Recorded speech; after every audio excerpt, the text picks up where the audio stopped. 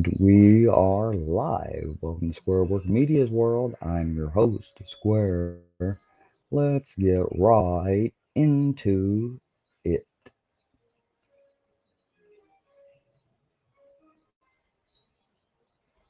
First, I want to say happy Monday, or excuse me, happy Tuesday to everybody.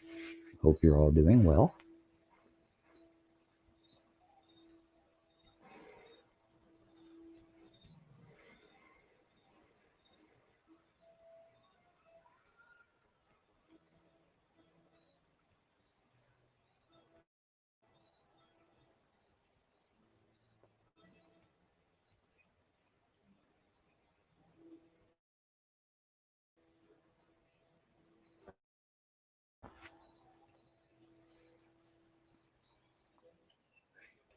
Let's get into this sucker.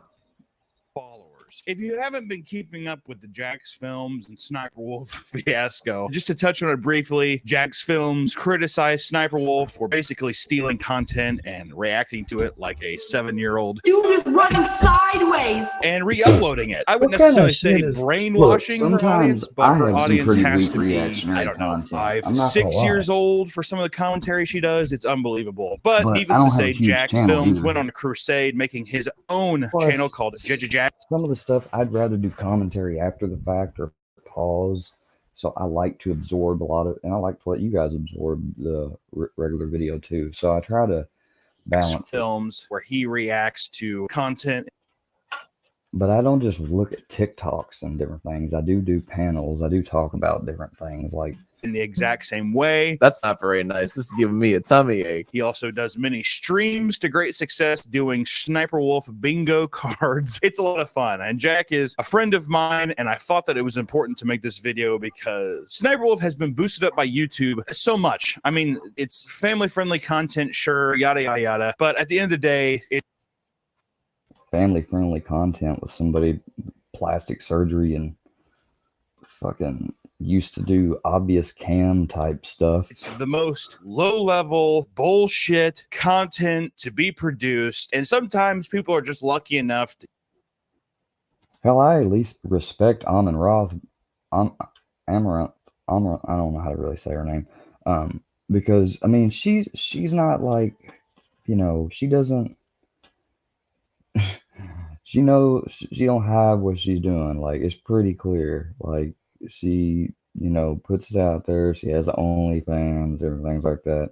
People like Sniper Wolf, though, like, she probably low-key has one, but none of her like main regular followers would know about it or anything. In a channel of 30 million subs or however many she has, and And if she doesn't, then she doesn't. profit off of it. I think that it goes to show that whenever you're stealing the content, not giving credit to the people that you're reacting to, it just goes too far. And Jack has been a I'm just saying, like, the other girl, Amaranth, like, I don't know. I just kind of like, I don't know, like, because number one, she actually plays her games, okay?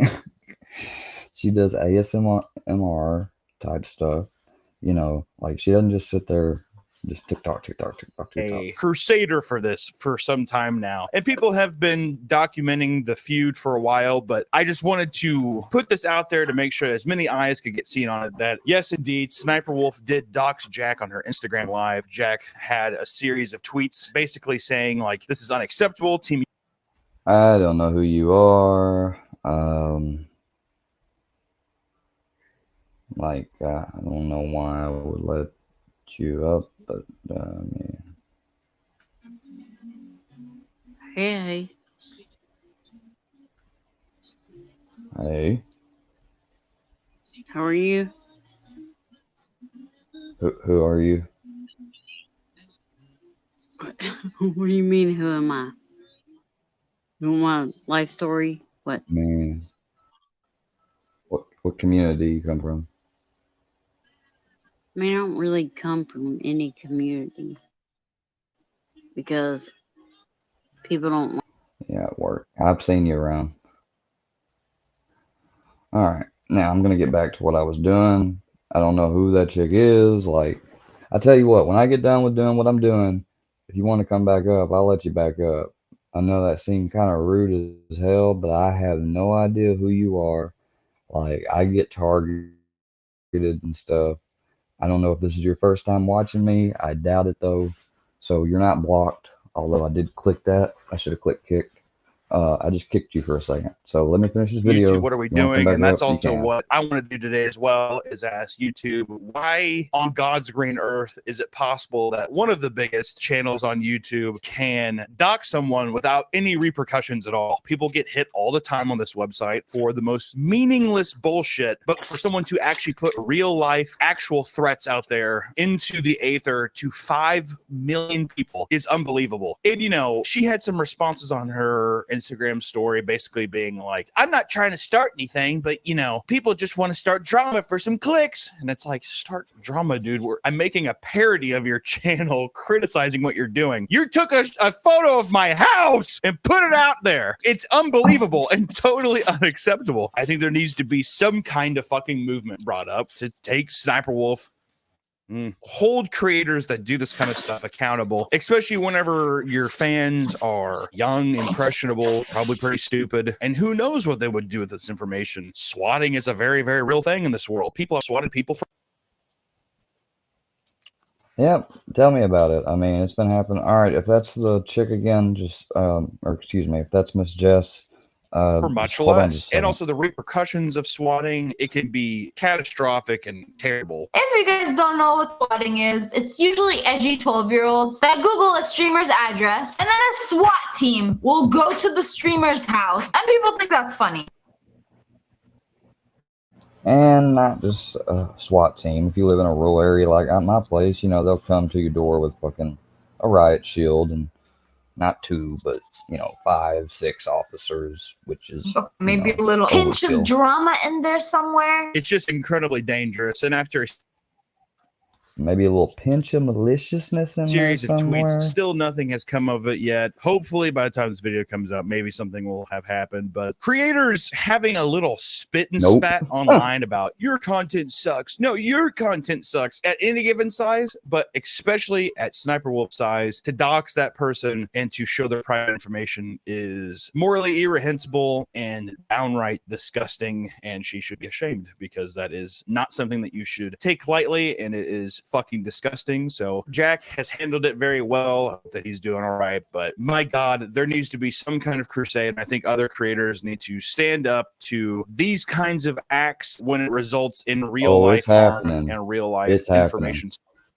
Because other people do not want this shit going on. You already see it happening. This is like probably the 3rd or 4th video I've seen today posted from a different channel It's about just, this. you do not know if you have 20 million, 5+ million, fucking like 25 million combined followers. Do you not think that there's a couple fucking loose eggs in there, dude? Use your brain, for love of God. I know that this isn't TikTok reacting and isn't like, dude, these bugs are crazy. I know that we're not doing that, and that you thought that finding out where he lives won. What? Psychopath? Which, to be fair, I do think that Jack's crusade has been affecting her channel, and I'm wondering how much of that is some of the reason to why she went and did this. I mean, if you look at her views recently, it's not like they've completely fallen off. I mean, God forbid, 1 million+ per video is fucking insane. But if you kind of just historically look back, it's gotten much worse. But to, I guess, see this dip in views and just be like, I'm going to find his house and I'm going to show everyone. I feel the most immature, irresponsible use of power in the world. What's the weird thing about all this to me? Sniper Wolf has already, I mean, you've won. You've won the game. To have to justify a response to somebody who says your content's bad while you're living in like a fucking mansion and you're making all these tens of millions of dollars off YouTube, you've won. You don't do anything. You sit there and you make no comments about anything that you watch. You've won. Just be happy. You know what? If anything, you should just be like, I agree. And you know what that would do to everybody? Silence them forever, because they'd be like, oh, okay, well, this person obviously doesn't care, and they're. That's exactly right. Like, you know, she, I get it though. You know, she's got, but then again, she hasn't necessarily won Meat Canyon, because her channel is owned by a dude she's not with anymore, 50-50, and that lawsuit hadn't went anywhere. She already showed that she still has her burglary tendencies because she broke into dude's house, took a bunch of shit. So in response, he fucking had to, in order to get the drives and stuff that she took back, he basically had to hold her channel hostage pretty much, and be like, look, no, you either give me my stuff back or I'm not going to give you access back to the account that you make your living off of. Which, like Nick Canyon just said, she doesn't have to work, probably. If she spent her money right, invested perhaps, and just done some basic like things that she could get done with a financial planner, like they would do all the hard work for her, and then boom, she'd be probably pretty set. And then she could continue to stream just for fucking leisure. And if she makes money off of it, hey. And if she don't, hey. But, so I get what he's saying when he's like, you already won. I'm sorry, but you okay? They're making like, why would they care? Why would you care? Do you feel like you have to fall on your sword or go to these extreme measures like you're fucking Michael Myers, dude? I mean, that's how I see it now. All the time, all the little shots. All the shots of Michael Myers in like a car or where he's like looking around corners and shit, or like peeking out and you kind of barely see him. I just picture that Sniper Wolf just following Jack's films now. He's in his car and he just drives by. That's exactly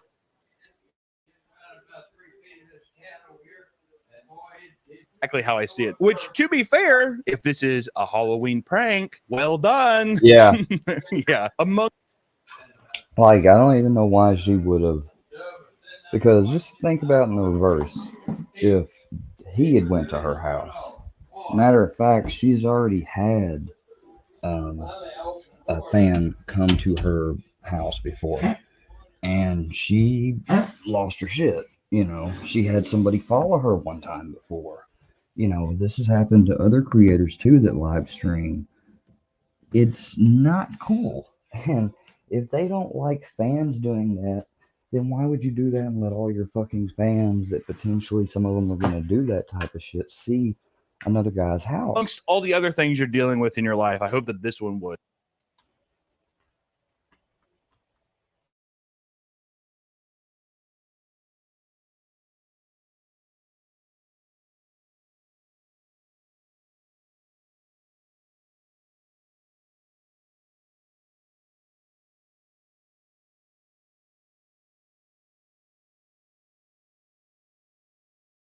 You're like, this was the good one. Hey, honestly, showing where somebody lives to my impressionable audience who's definitely not psychopaths, that was a good call. But it is funny to just think that like a creator like this can be a showcased creator at VidCon and like be propped up by YouTube. So I am extremely curious to see how this translates to any effects on our channel, because honestly, and I am in no way an advocate for trying to tarnish or ruin anybody's. I mean, this is people's job. Like, I'm not like, but I think that there needs to be a level of accountability from the site itself when people do something this stupid. It's the same thing with like this forest thing. Anything at all. If some crazed fan of Sniper Wolf goes there while watching her or something, attacks him, breaks in, anything like that happens at all, I guarantee there's going to be some ching and some lawyers going to Jack's film. It's the same thing with, I'm sure, the way that Twitch handles people that SWAT people. I mean, people get fucking arrested for doing crazy shit. And I think with the amount of social power that this person has, it is literally a loaded gun pointed at somebody. I just wanted to put this out there today. It's something that needs to be known. It needs to be known on the platform that this kind of behavior is not acceptable for anybody. It doesn't matter if you're a troll, if you're, hey, I did it for the lols. You have no control over the people who watch your videos, and you have no idea who these people are. So to make a joke of this or make light of any of these situations feels absolutely disgusting. When I saw this on Friday, I felt viscerally sick to my stomach, not only just for a friend and his safety, but also even thinking about, like, God forbid, if this was my house with my wife, I would be freaking out. I would be absolutely shitting my pants. So, Jack, buddy, I hope you're doing all right. Sniper Wolf, what the I have no words besides YouTube needs to set an example that this behavior is not acceptable. Am I a lawmaker? No. Do I sound like the nerdy kid on the playground who's trying to make rules? Probably, but certain people have too much power in this world, and God forbid if there was consequences for their actions. It's an accumulation of things, and when you see this thing amongst the fucking trash fire of everything else going on in the world, I just want to scream enough. Enough! Please, God, just why? It's YouTube, dude. It's YouTube! God! Ugh. Crazy fucking bitch, dude. Good lord. Sniper Wolf, go fuck yourself. That's I don't know how anybody could have even said it better. I even had a channel that I watched earlier. If I could find the the whatchamacallit, the fucking video, I'd play it. But basically, doxing someone's address like that. He said this guy, and he had a panel of people. They said it's not a stretch. He said, I'm so tired of people saying whoa, whoa, whoa, and making excuses. He said it's not a stretch to say that that's damn near attempted murder, because they could get swatted and resist, or have a freak out moment, or the police freak out, think they see something, shoot them. Somebody could go up there. He's like, it's not a stretch to say that you just basically did a little light attempted murder. And those aren't my fucking words. They aren't. Alright. Remember, that was Papa Meat. Shout out to Papa Meat channel. Check him out. Meat Canyon is the creator of Monster Lab, which is, if you don't know, it's the poster I have hanging up above me, behind me. Series. Let me show it to you. I highly recommend, if you haven't watched Monster Lab, it's a few episodes. It's got like a total of, I think, 8 episodes in all. Yeah. See, there's 7, and then I think you have, then the finale. So it's got 8 episodes. I don't even think you have to pay for them.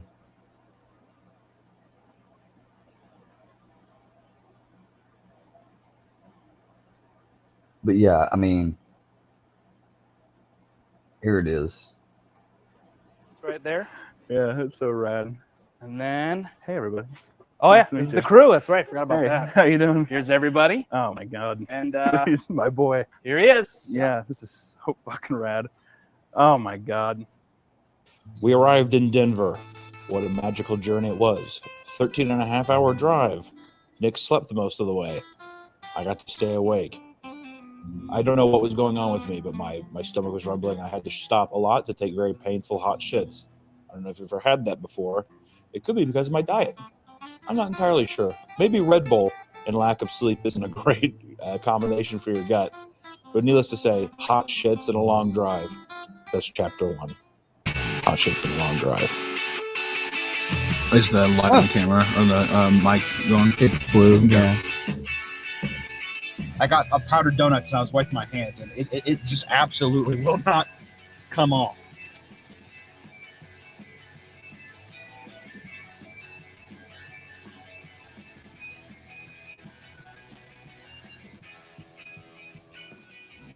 Heading to Denver for the Chris Daughtry concert.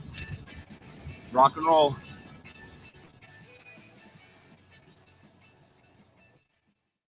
A brisk 13.5-hour drive, a breeze, as it were. Here we are the next day, and we're leaving in 3 hours. So, it's a quick turnaround. It's a fun time. But it was all to retrieve a heirloom, to complete a quest that has been a year-long, I guess, hurdle for both the artist and I. And it was cool, man. It was cool to see this treasure in person. But I guess before I get into that, I kind of want to talk about why we're here, which would be Monster Lab. I feel like every time that I bring up Monster Lab, I always want to say, do you remember that? Even though it's only been done for 2 months, it feels like a lifetime ago. It's very odd.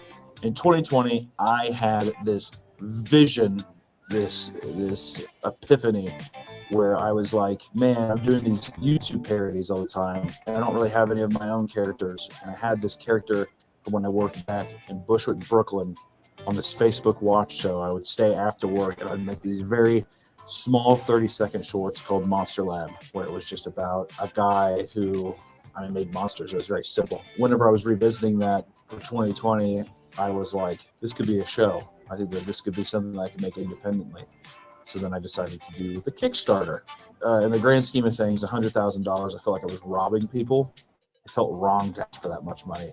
But I really should have asked for way more, because to give perspective, a small show, first-time show, will cost $600,000 to $700,000 for a season, typically. That's like usually like your 11-minute range, like kind of like an Adult Swim show that's not 22 minutes. I guess what I'm trying to get at is that it was so economical and so boot to throat that as soon as we started, it was this whirlwind of trying to make sure that we're staying on schedule, trying to make sure that we're not torturing these artists and stuff, because a lot of the team, almost I would say 90% of the team were friends of mine who were working on the show for, like, you know, industry professionals that are not getting industry rates. It was definitely like a buddy rate or independent kind of rate that I am grateful for. Monster Lab was almost made indirectly out of me searching and looking for a deeper respect amongst the community of animators that maybe even I looked up to, which is case one of maybe why this series was made for the wrong reasons.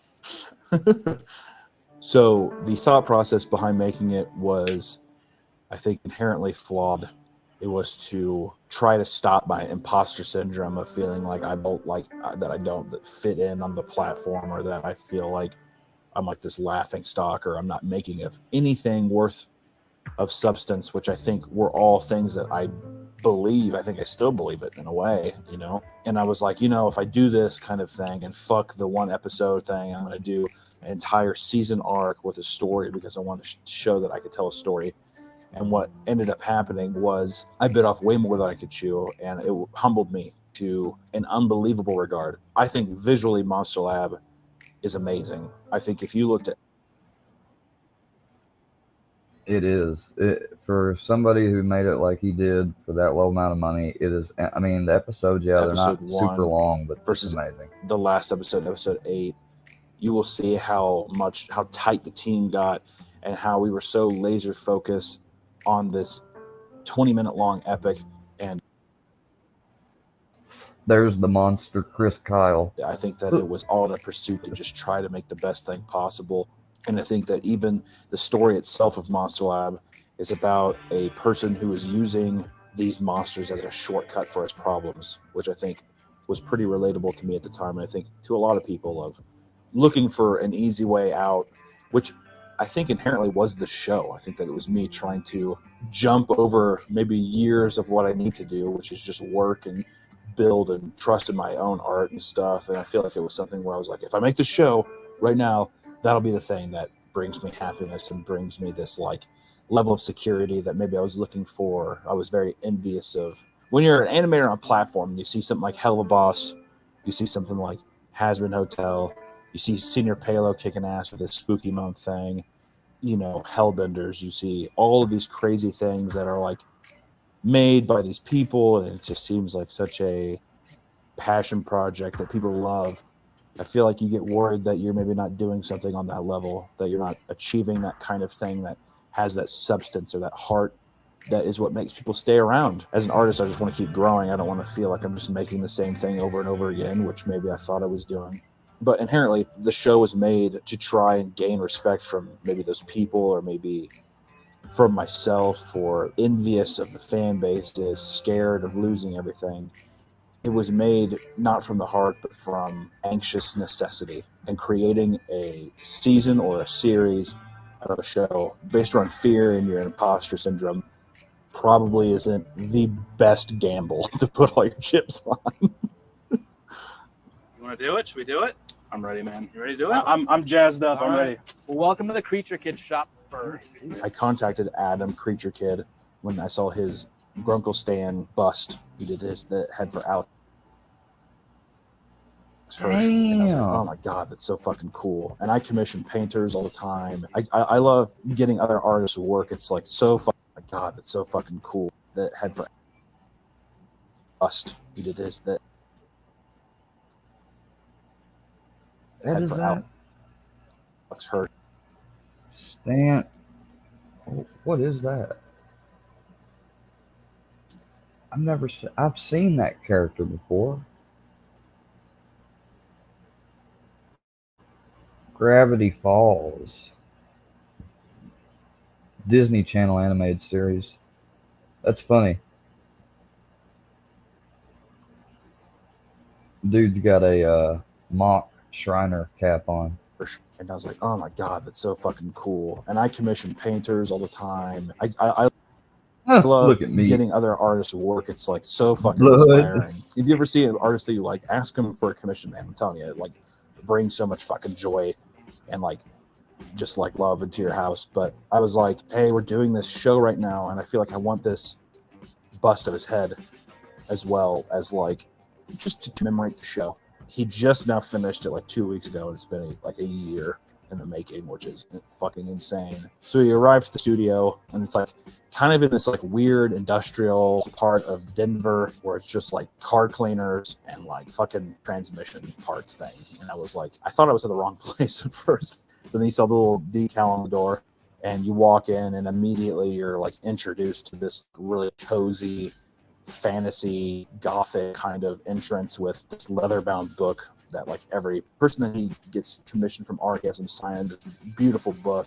Craig McCracken, the showrunner of Powerpuff Girls, commissioned a Mojo Jojo piece for his office as well. And then right there's this fucking Damn. This dude's worked with fucking big like that's amazing that's traditional from Mojo Powerpuff Jojo Girls. piece of art. Like just in this entryway, I'm blown away. And then we look to his right, and there's this fucking weird taxidermy gothic antique shop that's a studio. Looks like it's a set to a film. I don't know. He told me this very haunting story about how he paid a crying woman for his desk in there. That's going to be an interview that you can watch sometime. But it's like you could just tell the like magic of this shop. And he leads me out to the shop floor and stuff, and then there's cats. Oh my God. Holy shit. Oh my God, he's so great. Holy shit, look at him. God, you guys absolutely built this. Holy shit. Oh my God. And it was like getting hit with emotion. It was like I kept comparing it to like a father that just got out of prison and hasn't seen his son until now, and is like just he's kind of grown already. But it was like meeting my child for the first time. Can I touch him? Yeah. Can I go over and talk? Oh, yeah. And it was just so unbelievably emotional. Like I think that was just sitting there being like, this is the actual end to Monster Lab. This is like, I guess, the closure that I needed as the final thing that's been looming over me still, because in my mind I still feel like Monster Lab is alive. Now I have this physical piece that is a trophy to this thing that I did at a time in my life that I tried to accomplish. We sat out, we did it, regardless of its success, regardless of its reception or anything about it. It is something that we did that we should be proud of, and that I am proud of, and that it is this relic that gets to be with me forever, that is a symbol. Oh, there's the damn, he made him a couple pieces.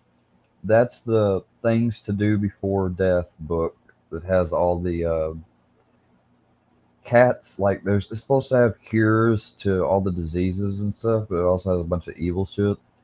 And then that little guy is Uno. A time in my life where I took a risk, a time in my life where I was being as creative as I possibly could and evolving, and I think that I'll cherish that forever. Oh my God. I'm at a fucking loss for words. Like, seriously, it's like, it's breathtaking. It's just everything that I could have wanted and more. You guys did seriously a fantastic job. I can't fucking believe it. Thank you from the bottom of my heart, for real. It's amazing. Just because people might not flock in droves, maybe it's not the most popular thing in the world, doesn't mean you shouldn't make art for yourself, for your friends, for the people that want to see it, for the people that want to support you, and most importantly, make work for yourself that you truly love and that you want to explore and put yourself out there to be criticized, to be judged, because I think inherently it makes you a stronger person. And I think moving forward, this will always be the cornerstone thing that I revert back to and be able to compare it to. With every new project that is long-standing, with every new idea that I have, it will always be compared to the fucking biblically large project that was Monster Lab. And if you watched along the way, I guess I just got to say thank you so much. welcome, Hi, honey. I'm Kristen I Dulesky, appreciate and your stuff. I was the costumer for this project. So my name is Miles Berwick. I'm one of the designers here at Creature Kid. I specifically worked on the gloves and little beast that he holds, the little flashlight he holds here. I'm Calgon, the welder and mold maker. My name is Mariah Kearns, and on Cats, I got the pleasure of doing the painstaking process of punching all of his hair, well, most of his hair. So my name is Gus, Gus Williams. So most of what I do at Creature Kid is actually animatronics work. I'm Maddie Lynn. I do all the video producing here at Creature Kid. Yeah. And that.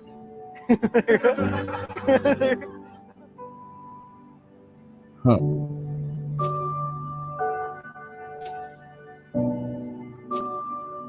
That was such a fucking good show. That was such a fucking good show. I had no idea it meant that much, Jane. We're not there to make That's friends. the first time I've seen that. I know I didn't talk much during that and let it play because that's the first time I've seen it. We're there to try the case, put the state on their heels, and make sure that they improve the case against your client. Rapper YNW Melly has a new lawyer and new criminal charges as he faces a retrial for the murder of two of his friends. Those are two of the top 6 developments since the jury deadlocked in the trial of Jamel Demons. What don't look good, the fact though, is that it was split between 9-3. Welcome to Law and Crime Sidebar Podcast. I'm Anjanette Levy. Jury selection was supposed to be well underway in the retrial of Jamel Demons, but that has been delayed amid accusations from the defense that the lead. I wonder if they still use the same jury that was hung last time, or do they use a whole new pool? How does that Prosecutor work? may have tried to cover up Detective Mark Moretti asking another officer to lie when he seized a cell phone that was owned by Melly's mom. She definitely did, because the one lawyer that wasn't on Millie's side that worked in that office with her that overheard and saw all this, she had no reason to come up there and lie for Mellie or nothing. So, I mean, but that's the thing. What if Mellie's potentially really guilty? Something like that could have fucking got the whole shit thrown out. That's why I'm surprised. Like, she should be sanctioned, fired, hell, maybe lose her or charge Judge herself has or lose removed her the lead license. prosecutor, Christine Bradley, from the case because she She just got removed. I doubt may be anything called to else testify happens as to a her. witness about a comment in. And it's got nothing to do with being a female. This is the world of prosecutors. Most prosecutors retrial. get by. We'll go into more about that later. But first, just to bring you up to speed on where things stand now, Demons, who we just call Melly because that's how the public knows him, faces 2 counts of first-degree murder for the October 26, 2018 shooting deaths of 2 men that he called his best friends, Anthony YNW Sack Chaser Williams and Christopher YNW Juvie Thomas, were shot to death in an SUV driven by Cortland Henry, who went by YNW Bortland. Bortland, Sack, Juvie, and Melly were seen leaving a recording studio earlier that morning. Surveillance cameras recorded the 4 getting into a Jeep. Less than 2 hours later, Henry pulled up to a hospital emergency room. His 2 friends were dead inside the SUV. Melly was charged with first-degree murder the following year. Bortland was charged with being an accomplice. The difference? The state is seeking the death penalty against Melly because they say he was the shooter. Melly, of course, denies this. Under Florida law, Melly could face the death penalty under a new lower threshold of an 8-4 vote if he's convicted. His trial ended in a hung jury last summer. Since that first trial, Melly has changed up his legal team just slightly. This man, Jamie Benjamin, is now Melly's lead attorney. Melly's defense team has always been aggressive, but they seem more so under Benjamin's leadership. In the last 2 weeks, Benjamin did something you don't often see attorneys do. He called out Judge Murphy, basically saying he didn't look interested in hearing their arguments.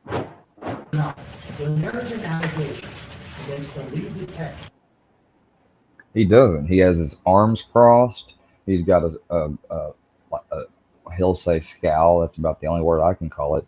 He's got his like lip to the right, like, maybe he's not scowling. Maybe that's the wrong word. He's just got his lips perked to the right. He looks like he's skeptical or almost like, oh God, not this again type attitude. first degree murder, that he lied in front of a career prosecutor that's brought to the attention of the elected official. They can't hide under, we don't review every Brady violation. This went all the way to the top of their office the day it happened, and they did nothing, I believe. And I believe that violates that statute. And I believe that in and of itself, based on one person's sworn testimony, is probable cause.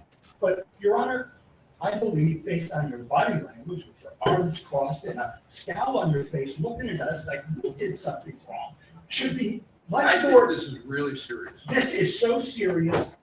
That's just a small sample of Jamie Benjamin in action and what we can expect at the retrial. I spoke with one of Melly's former attorneys, Bradford Cohen, about Jamie Benjamin's style. Hell yeah, it's fucking friends serious. with Jamie Benjamin. I've known him for years and years and years. He is a fixture in the Broward County community for criminal defense lawyers. Jamie is always an aggressive attorney. He understands the appellate issues that can be raised. He understands how those appellate issues should be raised. He's very cognizant of the appellate issues. So he is always setting up the case just in case that an appeal would come back and the appeal would be successful. So Jamie's a very smart lawyer. He's an aggressive lawyer. I think that he's the right lawyer for this case. I was on this case very early on. The first maybe 4 to 6 months of this case, I was the lead attorney on the Melly case. Melly wanted to go in a different direction, which I never, ever question, clients that want different attorneys. But Jamie and I have a very similar type of way of doing a case. And that is, we're not there to make friends. We're there to try the case, to put the state on their heels and make sure that they can prove the case against your client. We want to thank Morgan & Morgan for sponsoring this video. Now, before you say, oh, great, another law firm ad. First of all, how dare you speak that way of Morgan & Morgan? And second of all, you don't know what makes them special. You see, Morgan & Morgan has completely modernized the personal injury claim process. They make it super easy for you. You submit your claim, you sign contracts, you upload documents, you talk to your whole legal team, all on your phone. And you can text your legal team throughout your case as much as you want. Yeah, I said team. They have 4,000 smart staff. I can't even get anyone here to get me a coffee, a tea, a soda. And let me tell you, I get parched.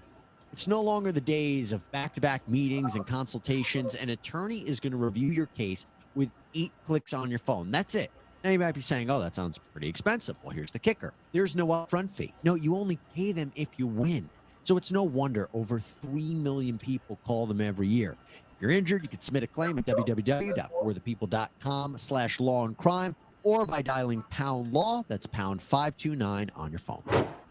The next development is one that really wasn't unexpected. Judge Murphy denied Melly's request for bail after the mistrial.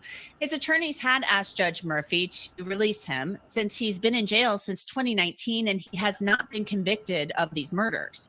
That's a long time to be sitting in jail.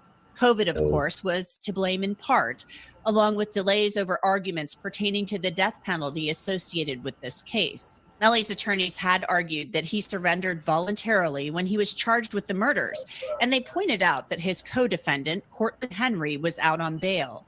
But Judge Murphy ruled Melly will stay put, and he will remain held without bail, saying the proof of guilt is evident. This is, of course, a double homicide case, so a judge granting any type of bail other than a very high amount would be unlikely. Now, in between the mistrial and the retrial, Melly got into more legal trouble. Prosecutors charged Melly with witness tampering. Court documents state that guilt is evident. Pointed out that his co-defendant, Cortland Henry, was out on bail. But Judge Murphy ruled Melly will stay put and he will remain held without bail, saying the proof of guilt is evident. This is, of course, The proof of guilt is evident. Damn. I didn't know that was common for a judge to say something like that. Like, it's like the judge is saying, you know, I've seen this thing play out twice now, and I can tell you what, this guy's going to end up getting. a double homicide case. So a judge granting any type of bail other than a very high amount would be unlikely. Now, in between the mistrial and the retrial, Melly got into more legal trouble. Prosecutors charged Melly with witness tampering. Court documents state that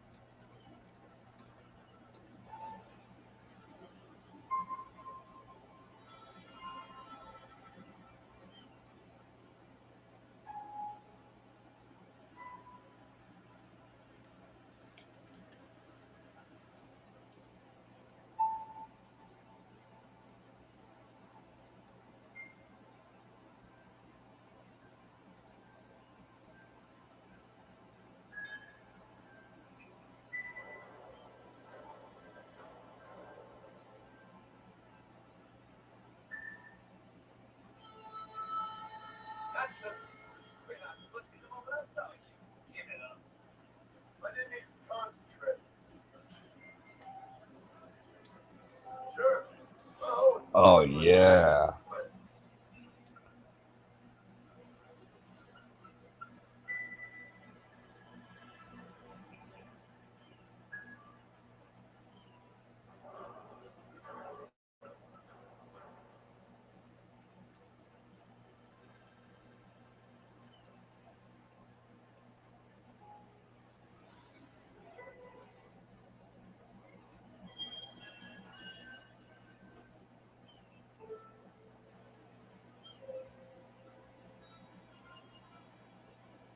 Sweet.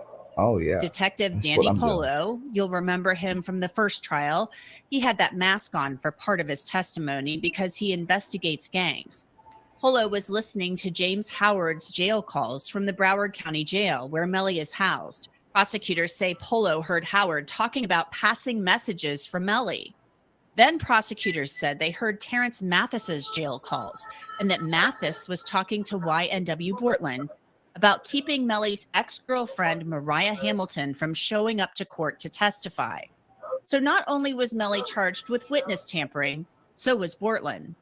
The witness tampering charges mean that Bortland, who'd been free on bail, is now being held in jail without bail, just like Melly. His trial is now scheduled to begin in January.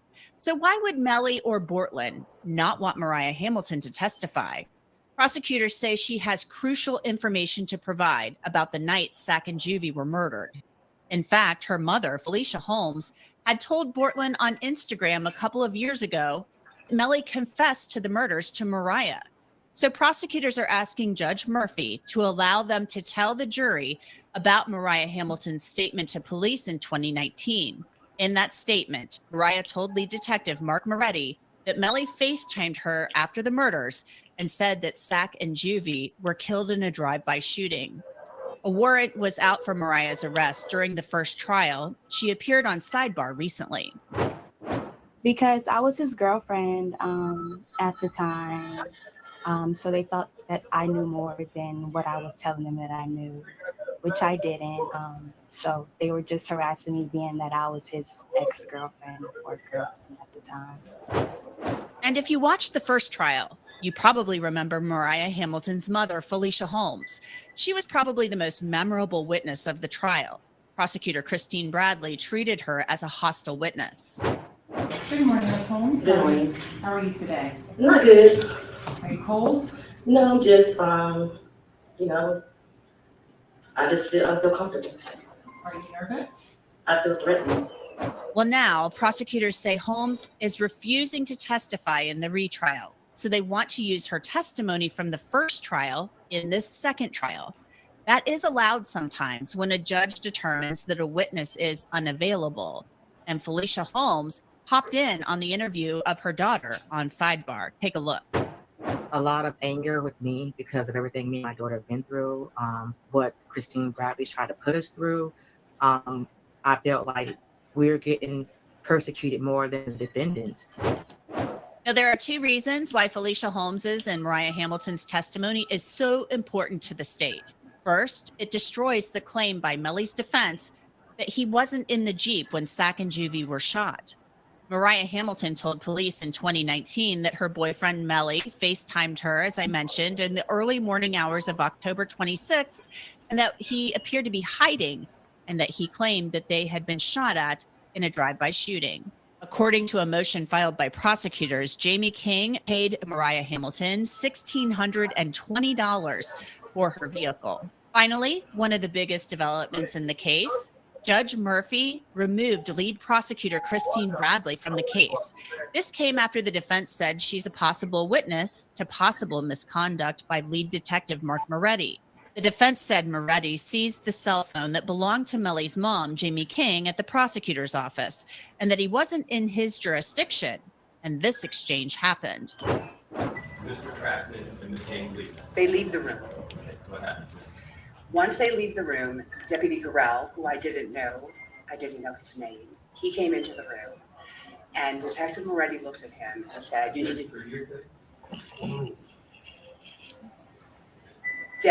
Deputy Moretti said Detective Moretti said to Deputy Morell, "You need to say you were here when I served that search warrant."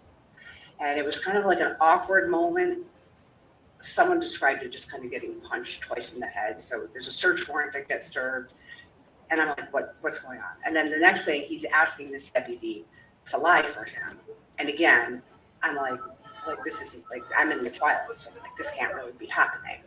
Deputy Gorell didn't say anything of any substance. I think he said, "Is there anything I'm needed for anymore?" or something like that. I don't remember if he said anything at all. It was just a very awkward moment after Detective Moretti said that to me.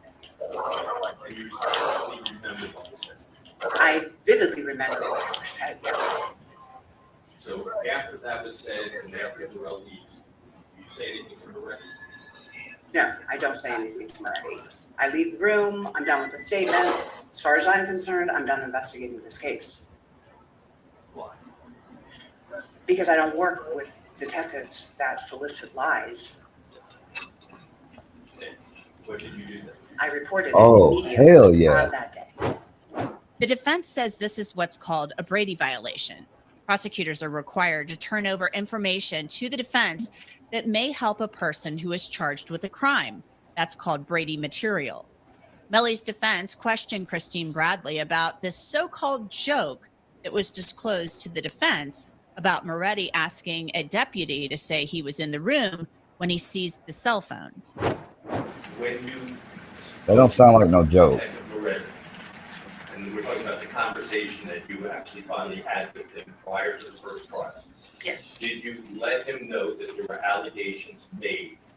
She's adjusting her fucking posture a lot. Yes, because I asked him if there was any validity to it. It's almost like she's trying to hide her body language. I asked him if there was any validity, and that was his response. And his response is what you just told us now. That's correct. Yeah, she's very exact with her words. No.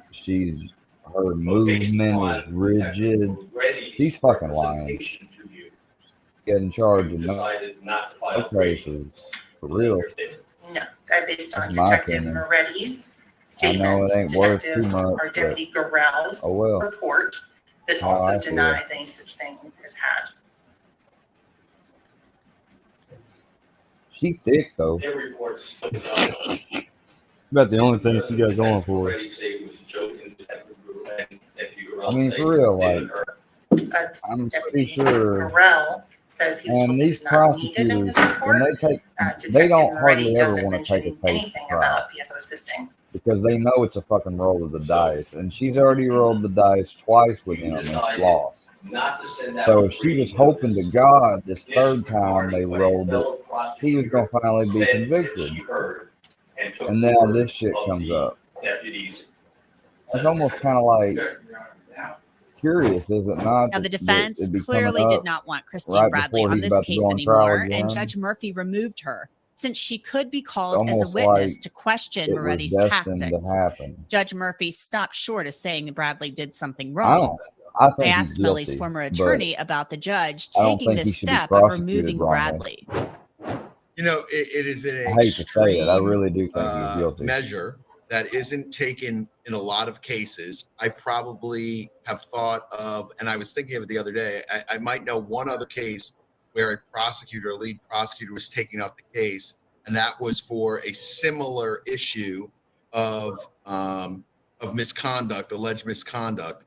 But the judge decided to take her off because she could be a witness, and that witness, and what she would testify to essentially, is that Detective Moretti was not forthcoming in a discussion that he had with another BSO, well, a BSO detective, he's from Miramar, but a BSO detective about whether or not he was present in a room when he was serving a warrant on Jamie King, which is Melly's mom.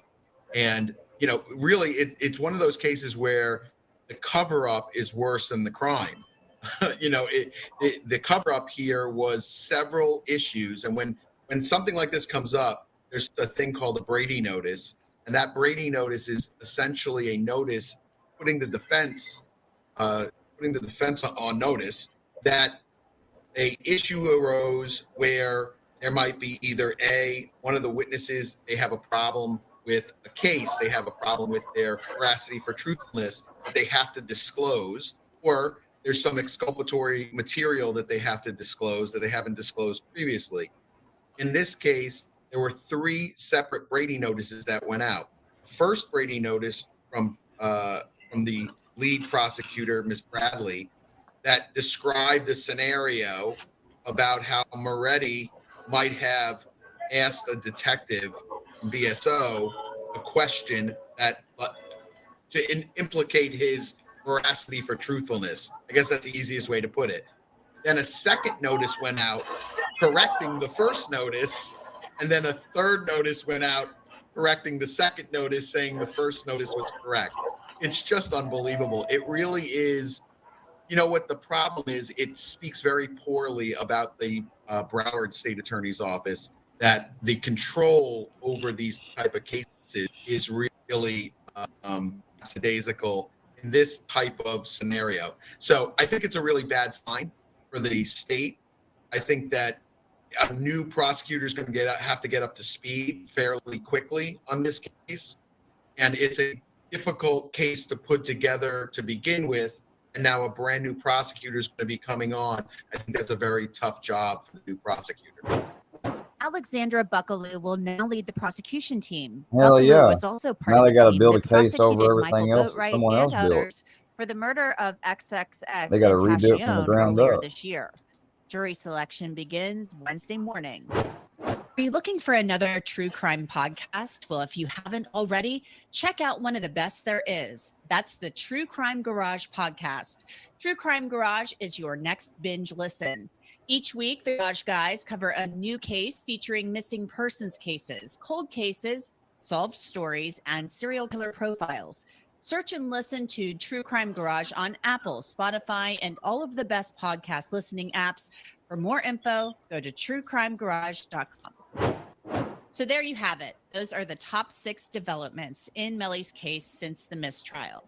That's it for this edition of Law and Crime Sidebar Podcast. You can listen to and download Sidebar on Apple, Spotify, Google, and wherever else you get your podcasts. And of course, you can always watch it on Law and Crime's YouTube channel. Just hit the subscribe button. I'm Anjanette Levy, and we will see you next time.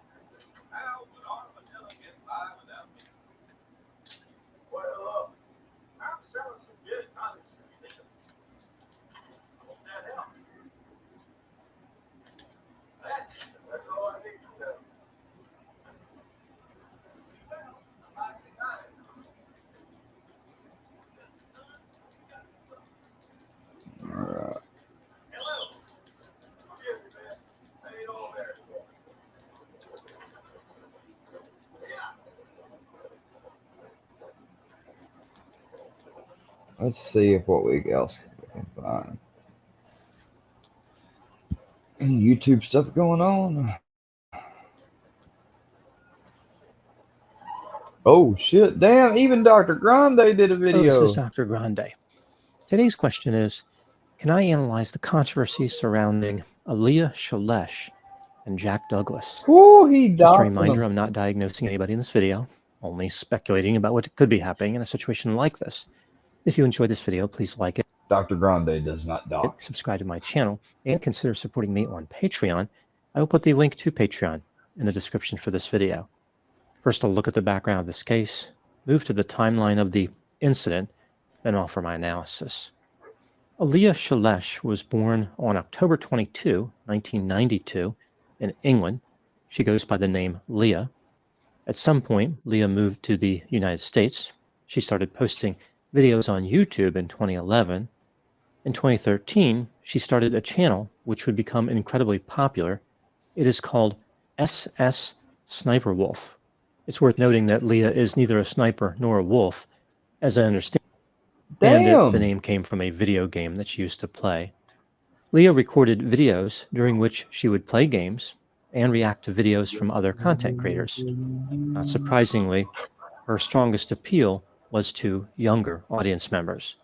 At the time making this video, her YouTube channel has over 3,400 videos, about 34.2 million subscribers, and it's viewed about 200 million times a month. Over its lifetime, the channel has accrued over 24 billion views. That's billion with a B, as in beyond belief.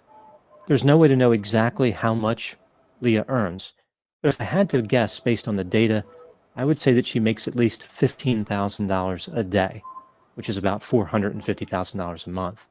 This, of course, does not include other sources of revenue. Many of Leah's videos feature her reacting to TikTok videos. Here are a few examples of video titles that summarize her channel She don't want to pretty let it well. go. TikToks that are actually relatable, cool things I learned on TikTok, most oddly satisfying video to watch before sleep, and TikToks that will make you cringe.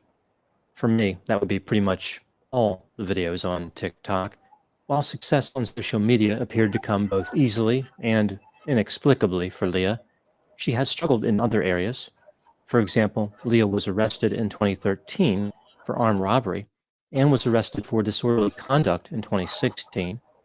As a social media influencer, she has been involved in several controversies and has attracted a lot of negative attention from various critics.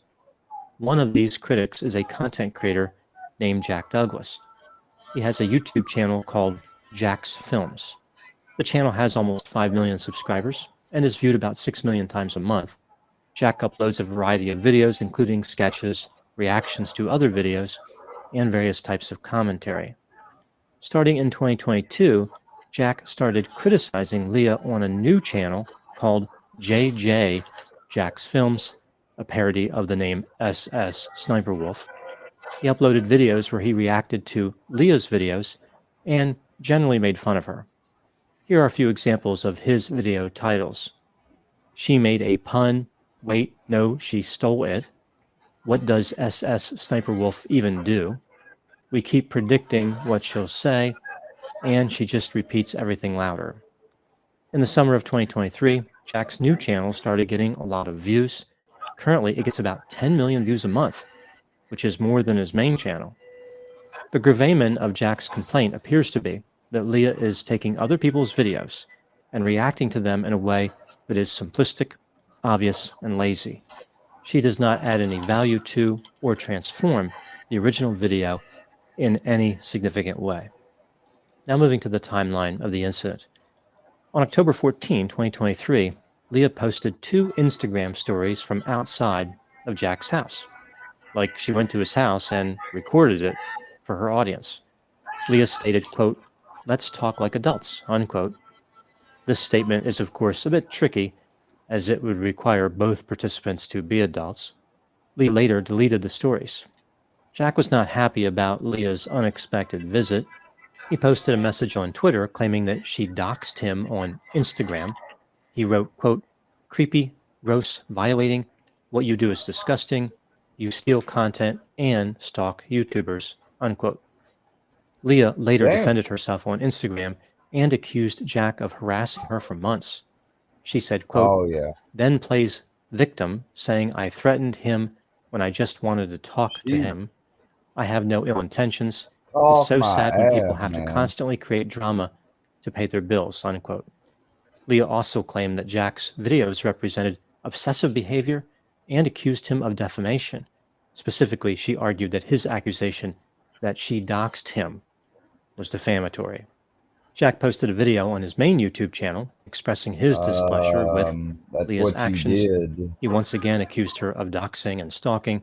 Jack claimed that he and his wife would no longer feel safe in their home.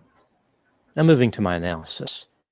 Looking at Jack's complaints about Leah's reaction videos, does he have a point?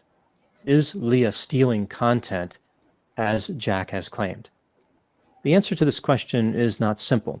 It gets into the area of the fair use doctrine. Before I get to that, it's important to understand what Leah actually does when she reacts to content. Leah takes videos from other content creators and places them in her videos. Many of her videos come from TikTok. She may have permission for some of these. However, presumably, she does not have permission for most. She's using the video under fair use, which I'll talk about in a moment.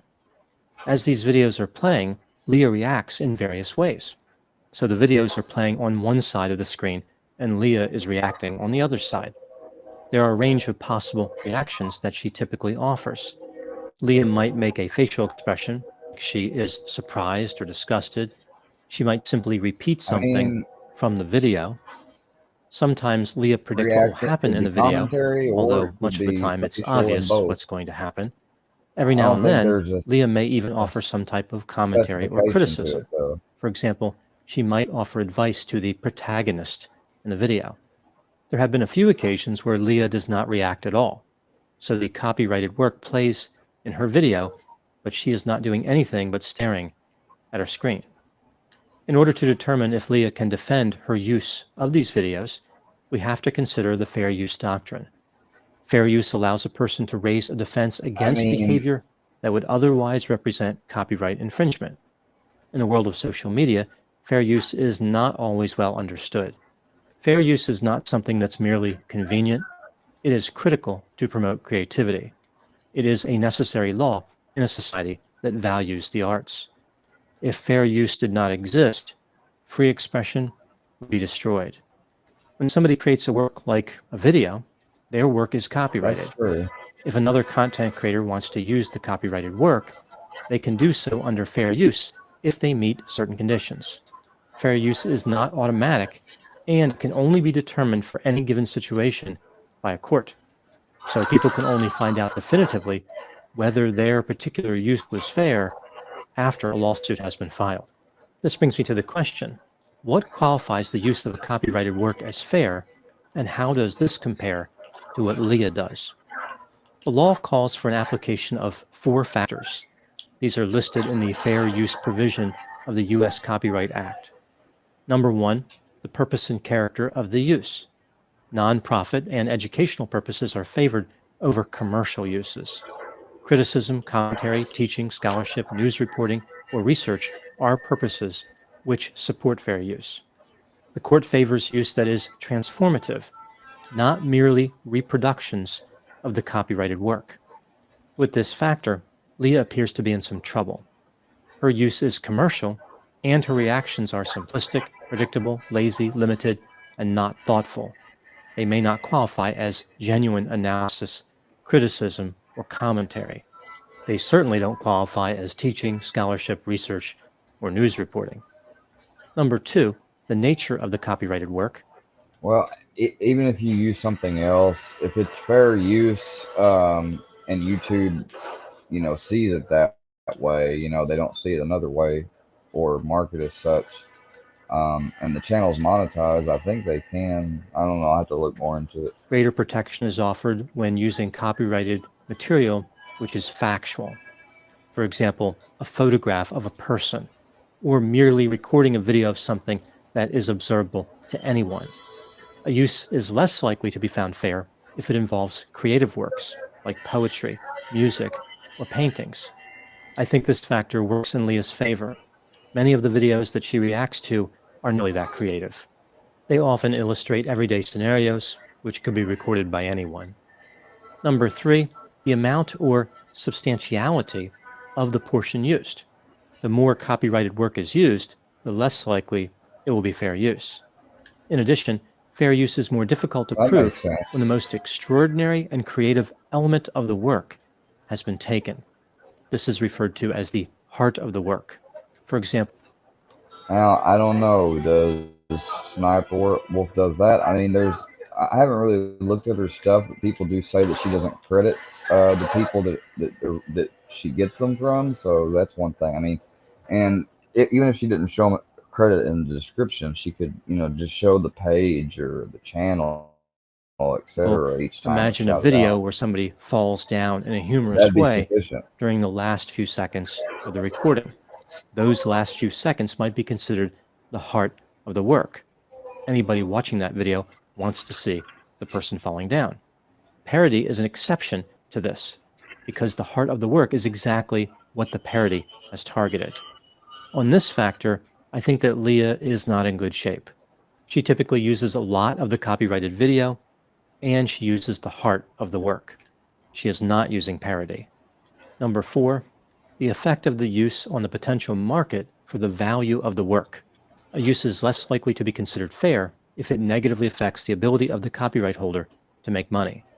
The court considers if the use fulfills the demand for the original. This factor is also not in Leah's favor. She is offering a substitute for the original work in her video. Nobody needs to view the original after viewing Leah's video. They've already seen what they would be interested in seeing. After considering fair use doctrine, do Leah's reaction videos qualify as fair use? During the times when she does not react at all, I think it's pretty clear that her use is not fair. She is simply republishing the original copyrighted work. As far as the rest of her content, when she is actually reacting, I still do not think that her videos qualify for fair use most of the time. Leah is not truly transforming the copyrighted work into something else. She's only adding mindless reactions that add absolutely no value. I suppose Leah could argue that she's taking a bad video and making it even worse. Maybe that could be considered transformative. Moving to the next question, Jack claimed that Leah stalked and doxed him. Is this a reasonable assertion? Let's take a look at both sides of this argument, starting with the factors that support Jack's assertion. Showing up at somebody's house unannounced and sharing this journey with millions of followers is reckless and can lead to a negative outcome. This communication could have encouraged her followers to visit Jack's house. There was no reason to record the outside of his house other than communicating the location of the house to her followers. If Leah really wanted to talk to Jack, she could have done so without involving her followers. Moving to the factors that contradict the idea that Leah did something wrong, Jack has been making videos critical of Leah for quite some time. He started this battle between them and has profited greatly because of it. In this sense, he provoked Leah. Having a person show up unannounced at one's house does not automatically represent a threat. Society has accepted the tradition of visiting houses for thousands of years. Have people become so insulated that visiting a house is now considered a major trauma? Property records are public information. Anyone can figure out where someone lives. When weighing the factors, do I think that Leah stalked and doxed Jack? Yes, in my opinion, she did in spirit, although technically she was releasing public information. I believe her intent was to put Jack in an uncomfortable situation and maybe even to intimidate him. She exercised terrible judgment with this reckless tactic. Leah is making a lot of money for releasing videos. She does not appear to have any discernible traditional talent and doesn't look like she's working very hard. This is a situation that many people would love to be in. Getting caught up in this conflict with Jack does not make any sense for Leah.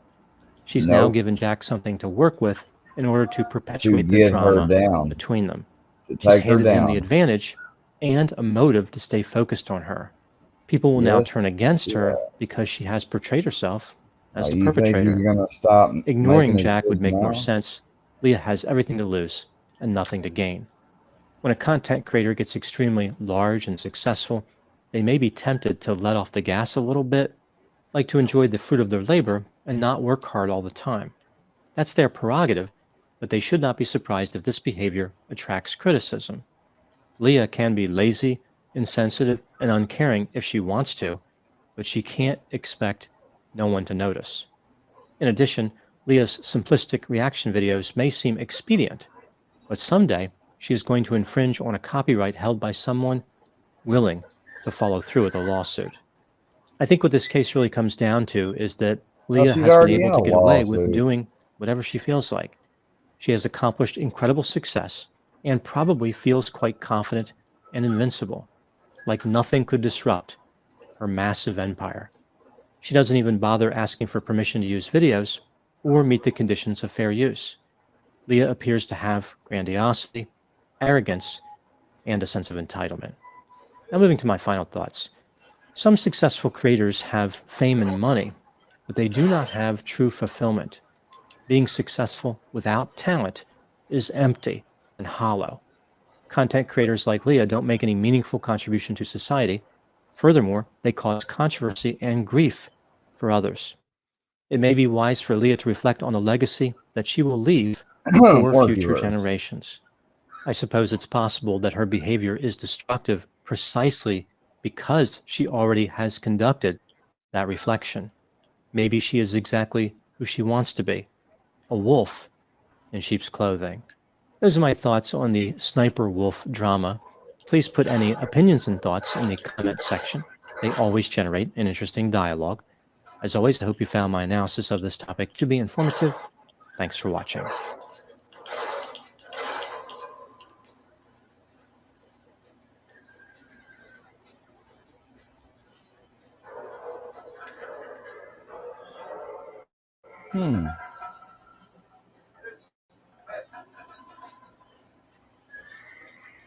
Hello, this is Dr. Grande. Today's question is, can I analyze the case of Tracy Soderstrom? Just a reminder, I'm not diagnosing anybody in this video, only speculating about what could be happening in a situation like this. If you enjoyed this video, please like it, subscribe to my channel, and consider supporting me on Patreon. I will put the link to Patreon in the description for this video. First, I'll look at the background of this case, move to the timeline of the incident, then offer my analysis. Tracy Soderstrom was an attorney who lived just outside of Chandler, Oklahoma, which is about an hour east of Oklahoma City. In November 2022, she ran a campaign to be a district judge in Lincoln County. According to a campaign website, Tracy joined the Oklahoma National Guard at the age of 17 before accruing almost 20 years of legal experience. In addition to having a law career, she also owned a cattle operation. She had been married for 26 years and had 4 children. Tracy was successful in her campaign to be elected as a judge. She was sworn in as a district judge for District 23 on January 9, 2023. Tracy worked in Chandler, Oklahoma. Now moving to the timeline of the incident. In May of 2018, a man named Christian Tyler Martzel and his girlfriend Judith Danker were accused of first-degree murder in connection with the death of Judith Danker's 2-year-old son, Braxton. In 2019, Judith pleaded guilty to a lesser charge and received 25 years in prison. Christian went to trial, which started on June 7, 2023.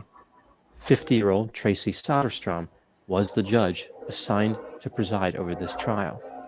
During various parts of the trial, like the opening what's gonna statements, happen now? Tracy sent and received text messages while on the bench.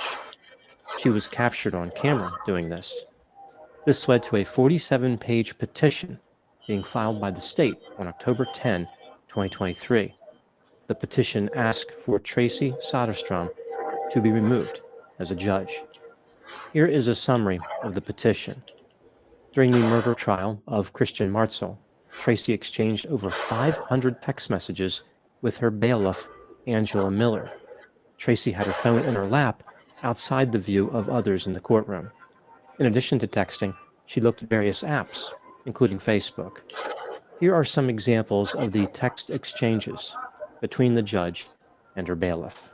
Tracy indicated that the prosecutor was sweating through his coat while he was questioning a potential juror.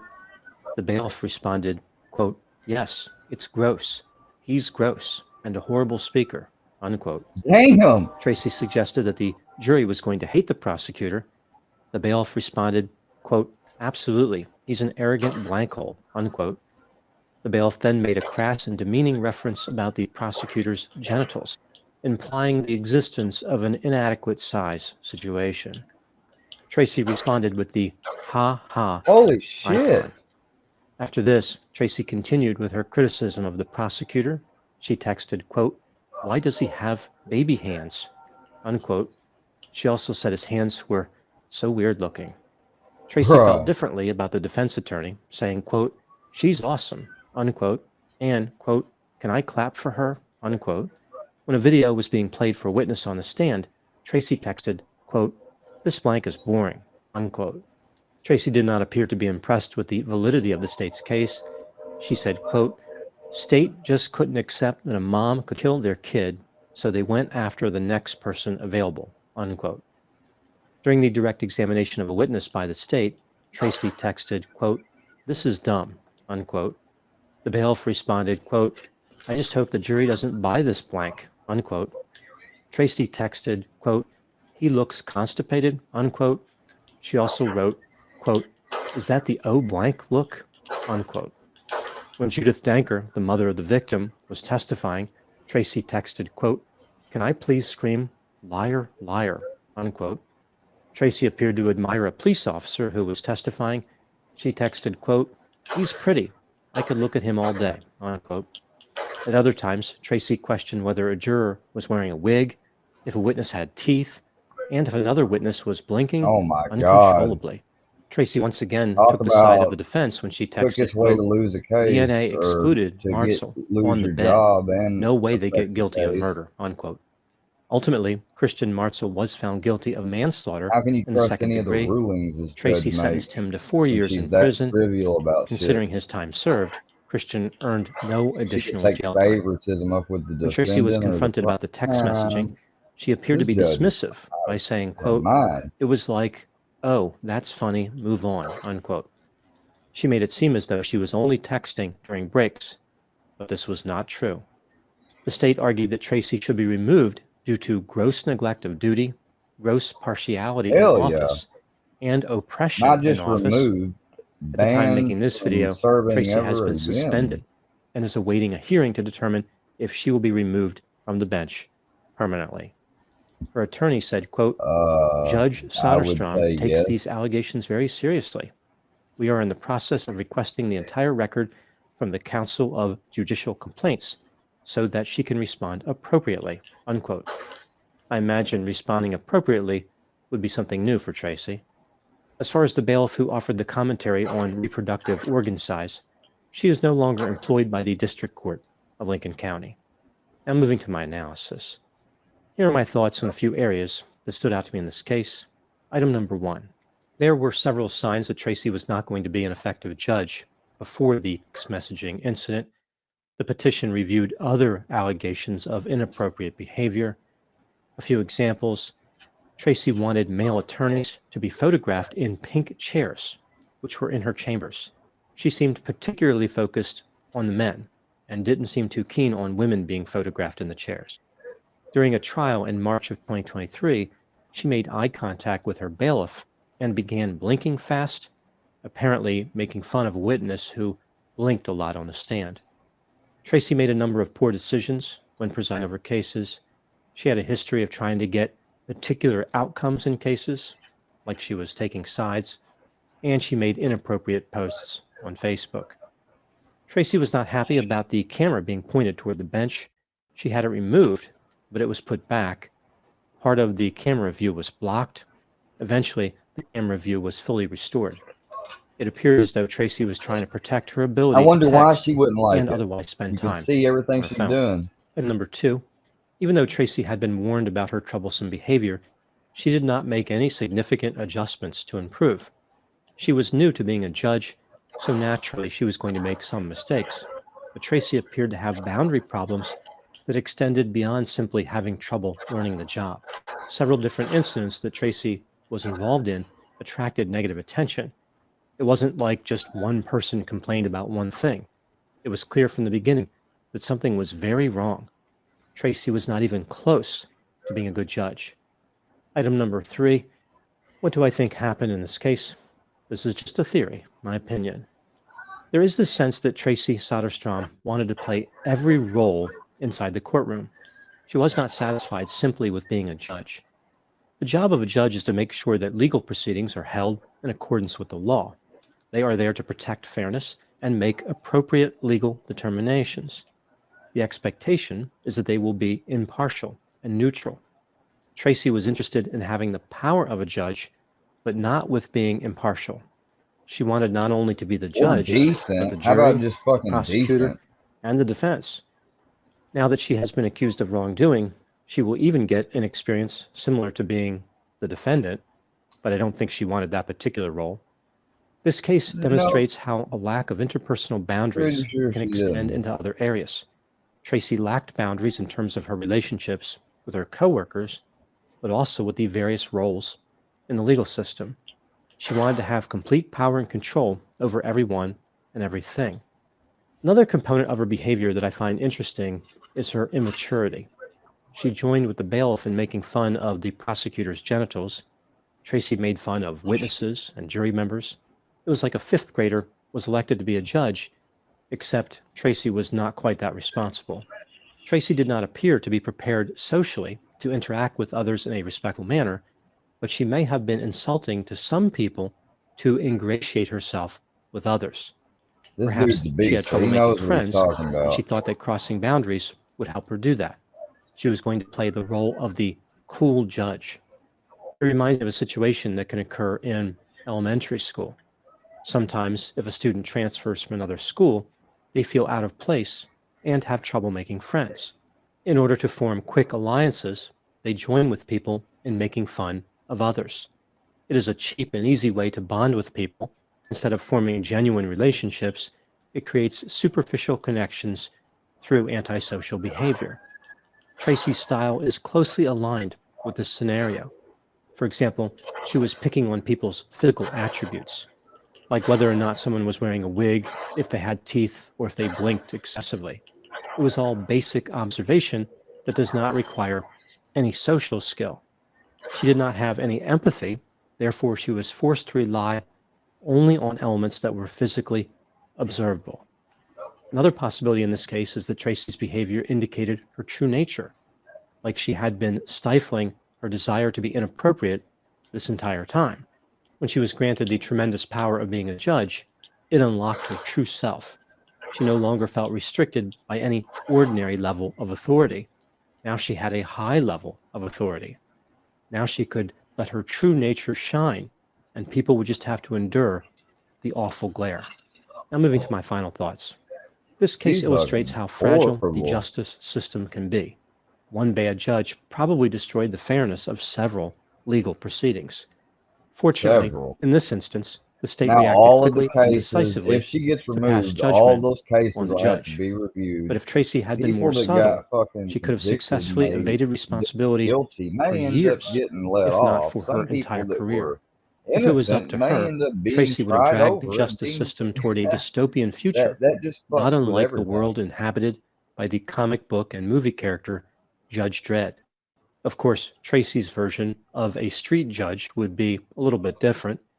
The people who would primarily fear her harsh and immediate justice would be those with bad teeth, receding hairlines, blinking problems, excessive perspiration, and undersized genitals. Those are my thoughts on the case of Tracy Soderstrom. Please put any opinions and thoughts in the comment section. They always generate an interesting dialogue. As always, if you found my analysis of this topic to be informative, thanks for watching. Yes, Dr. Grande, it was. Anything he does is informative.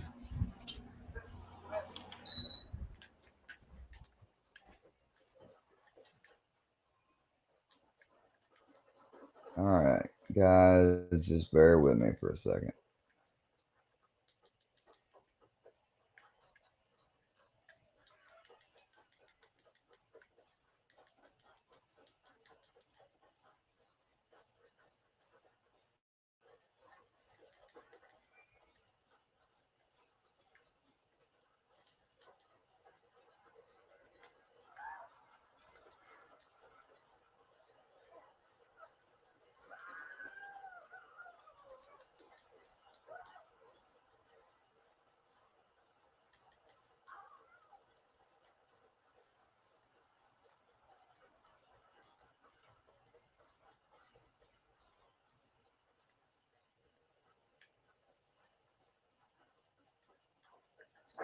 All right. I guess we're going to go.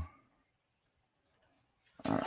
I'm going to take a break for this in just a second, guys, and I'll be back to the stream.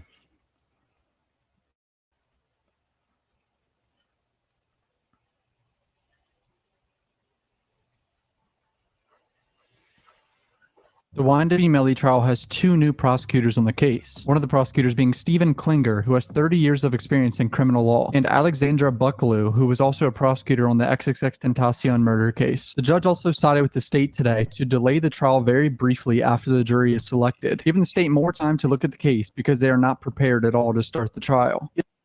Not with switching prosecutors. This is a weird one. The audio is really bad in this hearing, and the judge ends up giving the state what they wanted. I don't know how I feel about it. Comment down below what you think. If you're new to my channel, subscribe. Let's go right into this one. So here's the official order granting the defendant's motion to recuse the 17 judicial. And remember, the last videos were from Dr. Grande. You can check out his channel at Dr. Grande, and this is from what Circuit Assistant State Attorney Christine Bradley. Even if unnecessary to disqualify the entire state attorney's office, courts must disqualify individual prosecutors when a defendant has been irreparably harmed and has suffered actual prejudice. When a prosecutor is called as a witness to testify as to a contested issue, they ought to get rid of the whole damn office.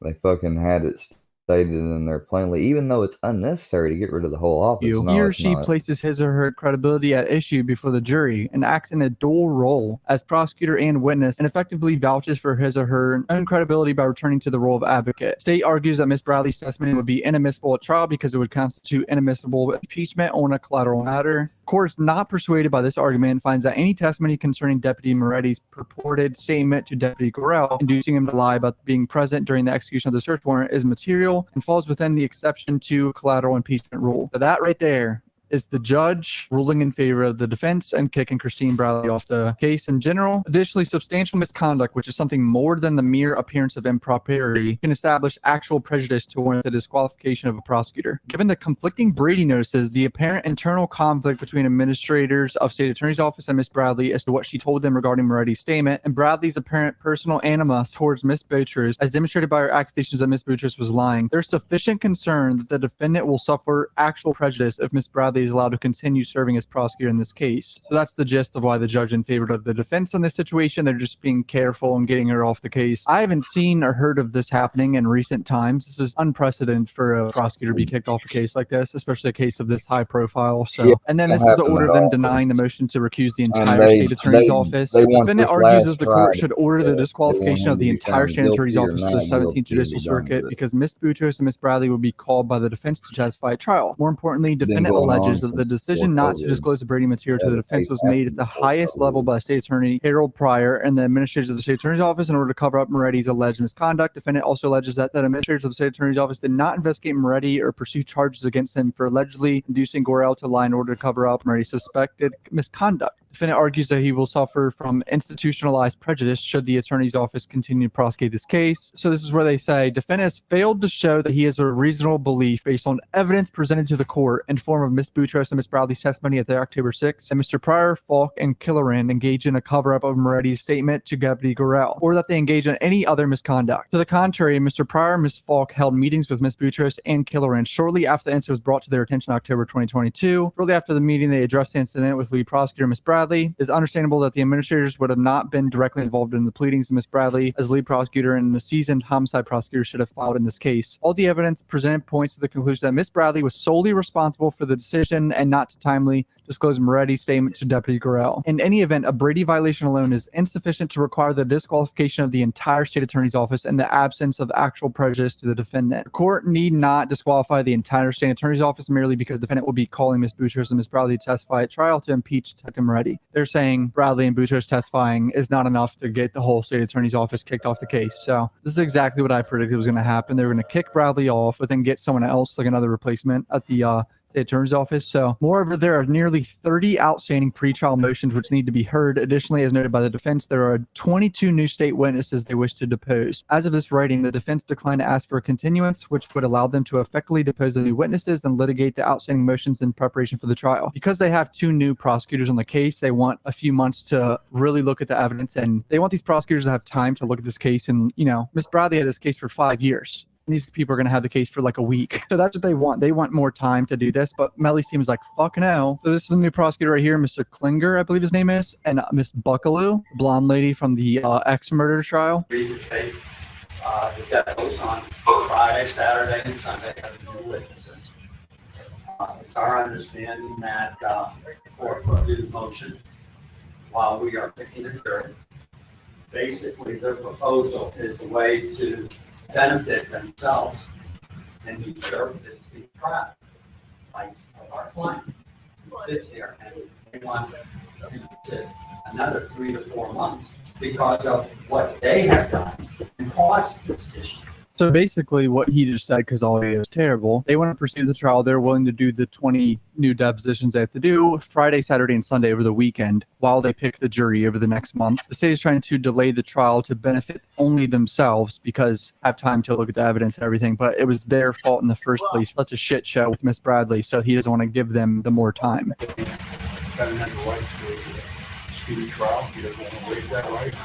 My point is that the court shouldn't be trying to do something to circumvent the speedy trial rights. The court shouldn't be trying to circumvent the speedy trial. You're not asking for a speedy trial. Let's get high, boy. Woo!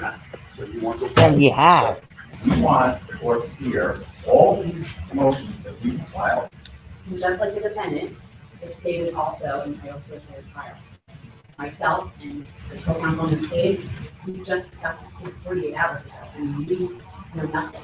And in order to appropriately represent the state, and we'll still be at a disadvantage. If Ms. Bradley had this case for 5 years, she lived it. We will still be at a disadvantage. So Your Honor, That's y'all's fault. in January, at least give us till December to at least get up to speed on the case. Ms. Buckaloo just came up and basically said that the state is at a disadvantage now because they got the case 48 hours ago. The defense has been trying to get Ms. Bradley off this case for like at least 3 weeks. The day that started happening, the state attorney's office should have picked someone and been like, yo, if Miss Bradley gets kicked off, you're going to be on the case. Start looking at this case for a few hours a day. Familiar with this case now, so we're ready to go with this trial. Probably unrealistic, but I feel like they should have done that. I don't think it is realistic.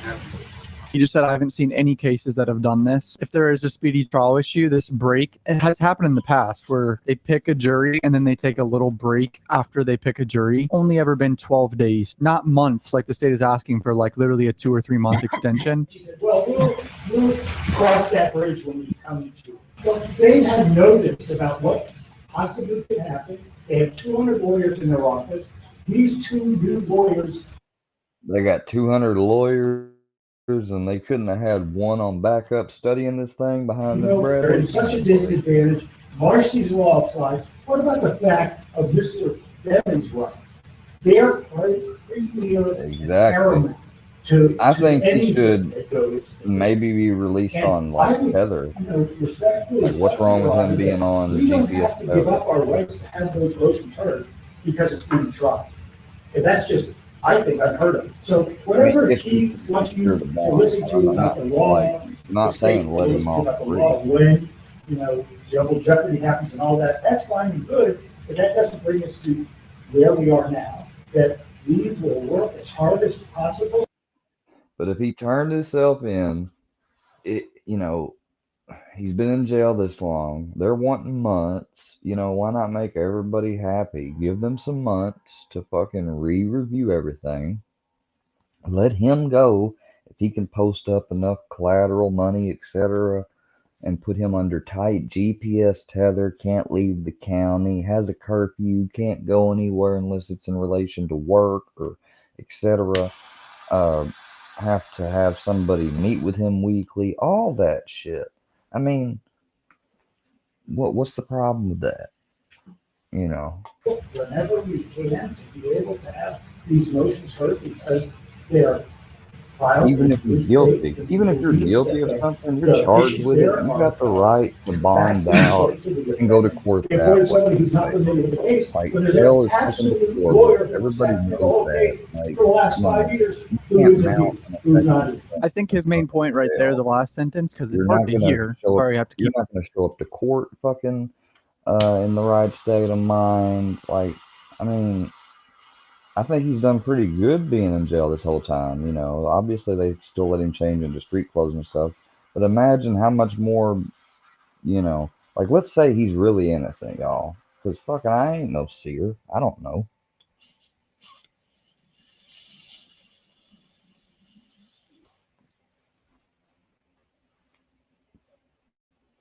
If you were innocent of something, wouldn't you want to be at least, especially since you're innocent, be able to be bonded out and fight the case from the outside? Keep pointing that out. It's terrible. He just said that there has been other lawyers that have been in the courtroom for 4 or 5 years with Bradley. So he's like, why didn't they just give her the case? Like, why did they pick 2 new people that had nothing to do with the case? The audacity to talk about the Queensberry rules of fist fight. Were they busy? That's probably what it has to do with. They didn't want to do it, and they had other shit. And we don't think he's guilty, so I don't want to have a fight with Mr. Klinger. I want to have a trial, a fair trial. We don't deserve not young low like this. To just have these prosecutors design. So basically, and keep in mind too, the fact that he's gotten 2 mistrials already. I bet there's not like prosecutors lined up at the door like, oh, I want to take it, pick me, because most of these prosecutors have a really good conviction rate, or they got a real good way of making them take a deal. So basically they don't have a bad conviction, but the more trials they take,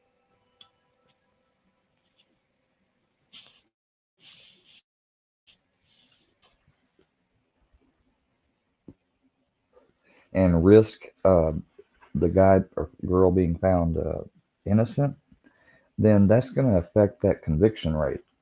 And I don't know, some of y'all that might have seen Law Abiding Citizen, that was Jamie Foxx's downfall as a prosecutor coming up. Like, he was proud of his 98% conviction rate, that he would make deals with murderers. So much so that in one case, the guy that just broke in the place, maybe he deserved life in prison, but he ended up getting death. The guy that beat, raped, everything else and robbed and was like the main dude, he fucking does a little bit of time and gets released. Like, Law Abiding Citizen is it's a riveting movie, man. It's one of my favorites. When there is a way their motions can all be heard without them having to take it. This prosecutor right here, by the way, has 30 years of experience, so he's really good at what he does, by the way, for more context for you guys. They're still arguing the fact that they deserve to have more time because they just got this case in the last few days. I kind of get it, but I kind of don't. They should have been fucking prepared with someone else, honestly. Yeah, at the very least, this should be a teaching moment for every prosecutor office that, like, especially big cases like this, have a backup lawyer studying the whole thing in case they got to take over, for whether the defense requests it, the state person requests it, can't do the case anymore, has to do something, or if something arises like this and they have to be taken. No showing of prejudice. Disregarding our client's rights and sitting here just presumed innocent. And we're willing to work around the clock to do these motions that we're trying to find. 4 years now. 4 years behind bars. We agree that the trial is satisfied once you bring down a panel and swear them in on the state of Florida versus Dennis. We agree. That's the law. We're not standing here to misrepresent the law. You are allowing the state to cause this problem and now benefit. They were on notice a long time ago. They were on notice, actually, when Michelle Boutros reported back in October of 2022, and they sat on it until we had to litigate. We filed the appropriate motion Saturday and Sunday, or whatever days we're off, if we're off any, and we should be deprived of his rights. And he should sit in jail another Christmas. Every other case that this case cites, you're talking about a 12-day delay or an 11-day delay. We're not talking what the state is asking for in this case. What the state is asking for, if you look at the document that they filed, I mean, I couldn't believe it when I read it, because to me it was an inter-office memo of how we can deprive the defendant of his speedy trial rights. What can we do in order to get around his speedy trial rights? That's what that document is. These cases are 11, 12 days. That's what these cases are that are cited in capacity. That's all the delay was. The cases they cited were only 11 or 12-day breaks, not fucking 2 or 3 months. Terrible cases to cite. All right, dude, that's pretty much it. It was really hard. Here's the flip side. If this was the state ready to roll and the defense changed, and because keep in mind, he did change his defense up a little bit. Not everybody, but some of them. So they got to get reacquainted with all this stuff too. Hell, unlike him, I bet their office has been having other lawyers study it and put them on it. But if the defense was asking for this big of a delay, do you think the fucking judge would be like, all right, no problem? No, they'd be like, your ass better be ready on November the 2nd. Hard to hear. Like I heard maybe 10 to 20% of what they were saying clearly. But the gist is they are going to briefly delay the trial after. Better get to cramming. Jury selection. If I were to guess, it's going to be like 10 to 20 days to give the state a little bit more time. I think I agree with that. Now, when you make comments to officers like I could have killed you, do you think they're going to treat you less harshly, or are they going to make sure that you get into the squad car nice and firmly? Okay, sweetie, I think it's time for you to just comply with the officers. If that's my daughter, with her being like that, there's no way I would stick around. I'd say, well, you're going to have to call me later, sweetie. When you're 24, you're an adult. So daddy can't rescue you from this. What the fuck's your dad going to do for you? Is dad on the phone? I mean, the stupidity of people just doesn't cease to amaze me. Bruce Rivers, he's the criminal lawyer. Who is he? Bruce Rivers, he's the criminal lawyer. Bruce Rivers, he's the criminal lawyer. What do you do? React to all the Snitching. Oh. Hi, this is Bruce Rivers. Welcome to another fun-filled episode of Criminal Lawyer Reacts. I'm Bruce Rivers, your personal board-certified criminal defense lawyer, and I'm coming to you with my pro-handled pistol cufflinks so graciously gifted to me to our content genius, Michael Rivers, the man behind the plan, the man behind the camera, the man behind every single idea that I've ever come up with. So today we are reacting to the title of this next one that we're reacting to is entitled Drunk Flees in Tesla. Cries for daddy when he's caught. But before we get to that, let's just say you're a whiny teenager and you really need a lawyer because you decided that you didn't need to stop for the cops. So you're in custody, and your daddy needs to get you out of jail. Well, your daddy lives in another state. So what does he do? He calls up a lawyer. The lawyer has so graciously downloaded eSign.com, the app, and he gets 3 free signatures a month. And now your daddy can sign that retainer agreement to get, and then also calls a bondsman. And now the bondsman's got e-sign too. So the bondsman sends him a bond, e-signs it. And so eSign.com is a very effective way to remotely do business. Now you've bonded out and hired a lawyer, both on e-sign, and you are successfully looking at jail time later on. Love them to death. You guys should go. If you don't have the app, download it. You might need it for something. Maybe all probation. Right. So let's just get right into this. This is a body cam and squad video of some entitled little princess. Probably get probation. Okay, so this is a body cam and squad cam of some entitled little dickhead acting like a fool. This is what you do not do. Remember the cardinal rule? What's the cardinal rule? Thou shalt not be a dumbass. Never commit a felony to avoid a misdemeanor. Period. So if you're driving around with an expired license and you get pulled over, take the expired license ticket or suspended license ticket rather than trying to avoid that ticket, and all of a sudden now you got a fleeing charge because you didn't think you needed to stop for the cops. On February 21st, 2022, officers responded to a call of a suspected drunk driver. 11. I'll be out with the Tesla on North Bahama Drive. Before the officer could approach the Tesla, the driver sped away. Now, if he doesn't have any priors, the drunk driving charge is a misdemeanor. Hey! Oh, I'm just going to leave here. Yeah, the first, if the DUI, the first one, and it doesn't have, arrest or anything. Now, I personally am not a fan of police chases. I think they chase too many people. I think they get their dander going up. Their balls get fucking huge. You hear the and they just chase people down. And I think it They're- really, that- and it's most an of the time adrenaline rush. it's for low level offenses. There's nobody shooting at anybody, and so they But escalate remember, the this is an danger of island, the and there's not a lot of cars either.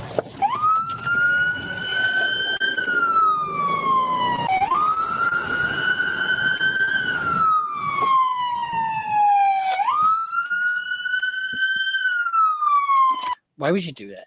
Why would you take off and then all of a sudden stop for the stop sign? I mean, I think maybe you thought, okay, I really probably shouldn't do this chase with this cop, and so you had a change of heart. So good for you if that's what you decided to do. Turn off the vehicle. Guns drawn. Hands out of the window.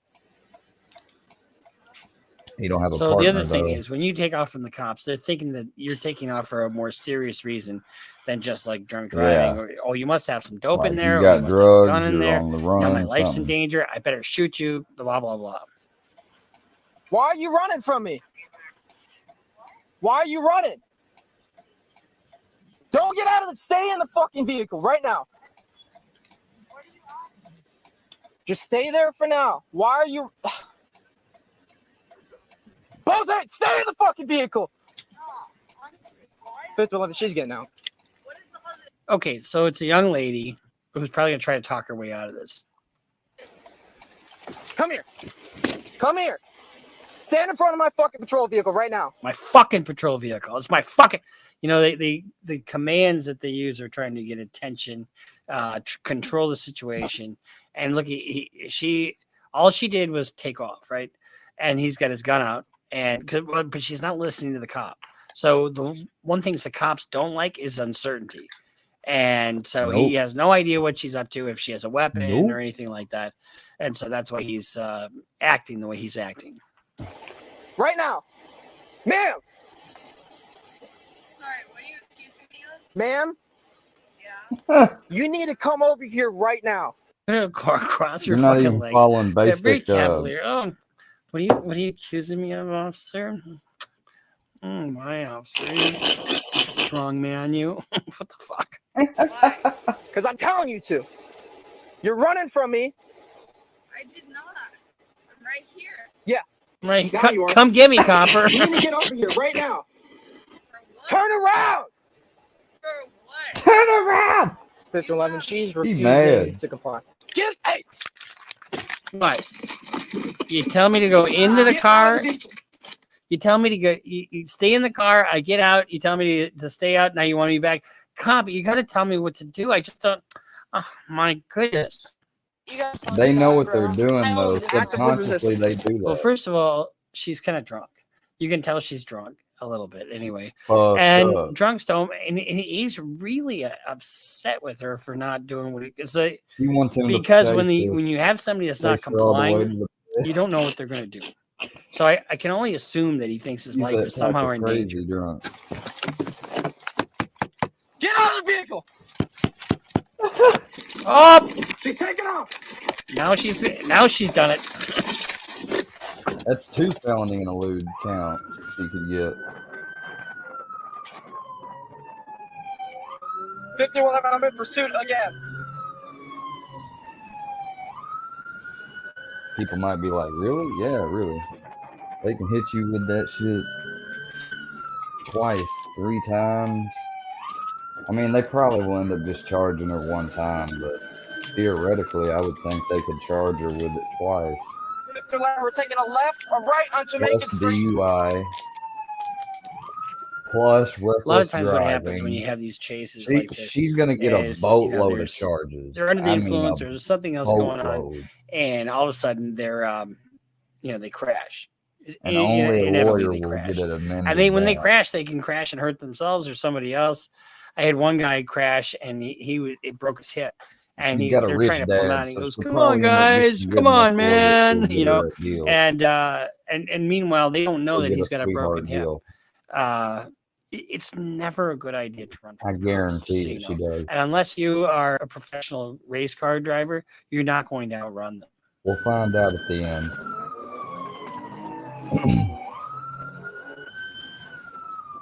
Taking taking a left on North Bahama Drive. Maybe we will.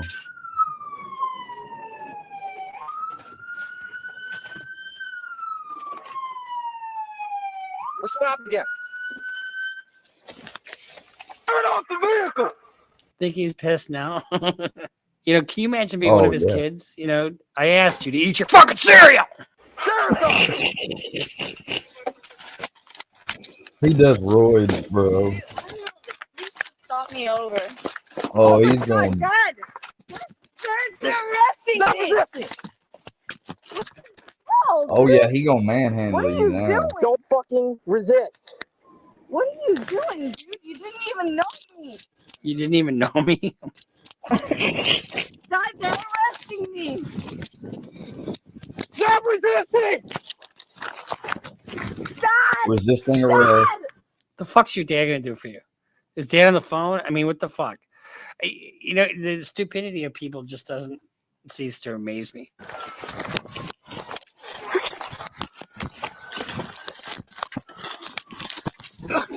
Get on your Dad! They had me on the floor! Dad! Dad! I don't know what I did! What am I doing? Why are you doing this? One detained. Why are you doing this? Why are you doing this? Because I tried to stop you and you took off. And then you resisted arrest. I mean, so her taking off right then and there, that gives him, you know, cause to arrest her because she's fleeing an officer. Why? Why? My dad is in the car. Why are you doing this? Okay, let go of no, your phone. No, I'm not. My dad is on the phone. And he's... She said, Hey! You are not going to kick me. This is not okay. Okay, let's add assaulting a assault of a police officer. You know, in Minnesota, this is really funny. Bruh, if I swear to God, if she gets a sweetheart deal after all these, I If swear you to spit God. on the police, it's a felony. If you kick him in the balls, it's a misdemeanor. Go figure. Kick Yeah, spitting is assault. your leg over here and turn over. They gonna hog tie her ass He's like, now. Daddy isn't gonna help you right now. Fucking A. He's actively fighting still.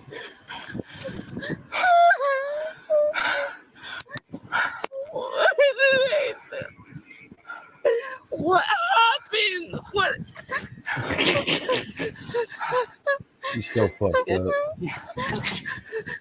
We were right here. I go up to try to walk up to her. She sees me. She takes off. I throw on my lights. Starts speeding like 60 miles an hour through the neighborhood. 60 miles an Reckless hour through the driving. neighborhood is not a safe thing to do. Just rule of thumb. She took off again. My face hurts. I'm sure a lot Ma'am. hurts right now. No, this is what happens when you flee and then you kick me. I didn't flee and I didn't kick you. So those lights and sirens mean nothing? We're just out Can here. I call my father? No. He owns the island. 5211. You can really see her. Call my So? father. I'm not calling your dad. Then what are you How gonna old do? are you? How old are you? I'm 24. Okay, 24. We don't need to call your dad. Yeah, you're right. And you're not gonna take me in either. Get down. Okay. Do you think she's negotiating from a position of strength at this point? You're not going to take me in either. Fucking A. Oh, okay. We'll just give you a letter of apology and let you be on your way. We're so sorry. No, I'm not. Sorry. You are not going anywhere. Oh my God. She's not sorry, and she doesn't have a gold Ferrari. I made this report just to let you know. I did 86 getting here. I think it's more than warranted. I think My dad's gonna come right here. You could have killed someone. Yes, you. Yeah, I could have killed you too, but you're alive, right? Okay. Okay. Now, when you make comments to officers like, I could have killed you, do you think they're going to treat you less harshly, or are they going to make sure that you get in the squad car? You came. She. You don't know. She don't realize in her little fucking drunk, fucked up mind how close she just came to a terroristic threat charge right there. Like the only thing that saved her is that her mind happened to phrase it correctly. but still, that still could bring up a lot of questions. What do you mean? Do you have a gun in the car? Do you like? What do you mean you could have killed me? Like, car nice and firmly. And my dad's gonna be here right now to tell you. Listen, until you slow your ass down, Can you just talk to my dad? No, I'll I'm not be- talking to your dad. He's You're a right here. You're a 24-year-old Right. adult. Yeah, Want to and take I'm, it out? I'm on his property. I don't really care. Oh my God, is in the car. All right, you You need to notify him. I don't need to notify anyone. You're an adult. Can you notify? My daddy, when you're 24, you're an adult. When you're 18, you're an adult. You know, I when my son still lived at home. in Missouri, when you're 17, you're an adult technically. And he was 18 years old. Could I get his medical records? No, I couldn't. Why? Because he's an adult. When you're 24, you're an adult. So daddy can't rescue you from this. No, I'm not notifying anyone. You want to put her in the back? Wait, what's happening? I have a. Why? She's sick. One, I can smell it. Yeah, I know. What did I do? You ran from me. You ran. That's one. You ran from what? Him. How much? You know what? I'm not even going to ask you. When hands go on, officers love to respond to that because they want to protect their own. Questions. All right, you got her. I'm going to go ahead and put her down. Yeah. William. All right, just hold her. I don't trust her.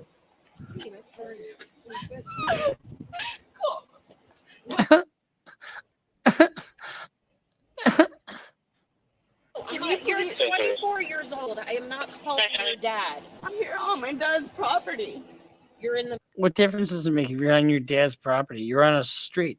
You're on a public street. You're drunk and you're fleeing from the cops. You, my friend, are going to jail. You're not on a private drive. Yeah, I don't care if you technically own Okay, that. for the third time, you fled. I dropped my from flat. what? That's He the- ran too. That's the problem. Who ran Little white girls like this make other white people look Do you have bad. anything on you that's No, I don't. Most white people aren't as privileged as her Don't act little all ass. shocked. So Like, I'm shocked. we're not as dumb either. Okay, well, 'Cause I guarantee you this would never happen to me. no. Listen. No, I need my dad here before you do. Now, let's say her dad was a big shot in town. The last thing he would want is to have this plastered all over the place. That, you know, like, oh, but daddy's going to save me. You know, you don't want your kids to reflect the best of you, right? So you want your kids to have the best behavior, not something like this. Do anything to me. No, that's not how this works. You're 24 years old. Turn around. I don't care. That was an adrenaline rush. I didn't do anything wrong. I told I need you. my dad here. So can we even do a DUI You don't investigation? need your dad. You're an adult. I didn't do anything wrong, so Then why she are they refuses. doing this? Play stupid games, win stupid prizes. Okay, that's stupid right there. We play stupid games, win stupid prizes. That's what happens when you have a 2-year education. You know, even though she was a shithead and is being a shithead, you don't have to be juvenile back. We have an RP that said she was intoxicated. I found her parked right here. I put my spotlight trying to walk up to her. Intoxicated. She sees me. Did you rolls up the think window, it's us? and No. takes off. I throw my lights and she's going like 60, swerving, running stop signs. And then she gets out of the vehicle. I have her taser point. I'm telling her like, just stay there. She gets out God, bitch. and then she runs back in the vehicle, rolls up the window, and then takes off flying even faster, like 80 Because miles who an hour. are you? He's the police. I didn't know that. You didn't know he was the cops. Well, then it would be a defense if it was reasonable. But I think the cherries on top of his fucking car are kind of a giveaway. There's no way she can not say. I mean, she got out of the car and looked right at him. She can't say that she didn't know he was the police. But if you're driving, like I remember I was driving my car, my motorcycle in Oregon when this is a long time ago, when I was in my 20s, a long time ago. And this cop had been following me for fucking 9 miles, and I had been leapfrogging people and speeding, you know, and he finally stopped me, you know, in a small town. Once I had to slow down to like 30 miles an hour. And then he's behind me. Didn't you see me behind you? Well, no. How long you been following me? 9 miles. So if you don't know it's a cop behind you, you know, you can't really get charged for fleeing. That's not the case here. I only told you 10 times. He didn't sign Did you see this? He didn't do that. Did you see this? Oh, no, because I could hear his sirens on the radio. Okay. If I saw that, I would have.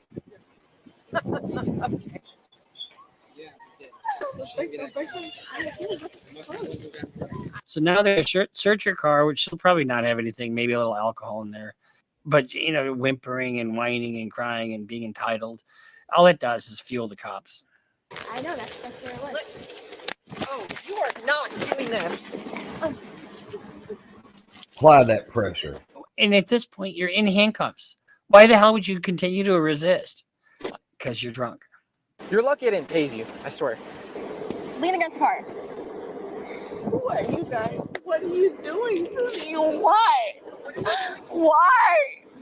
Why are you doing this? And what do you need me to do? We got fleeing and eluding, reckless driving. I want to do a DUI investigation. Yeah. I at least can give her the chance. Yeah, you can take a You gonna do the field sobriety exercise? She's gonna take off on Can I talk? Hard to do field sobriety exercises when you're handcuffed, and you can't really unhandcuff her to do them. Given her, let's see what she does.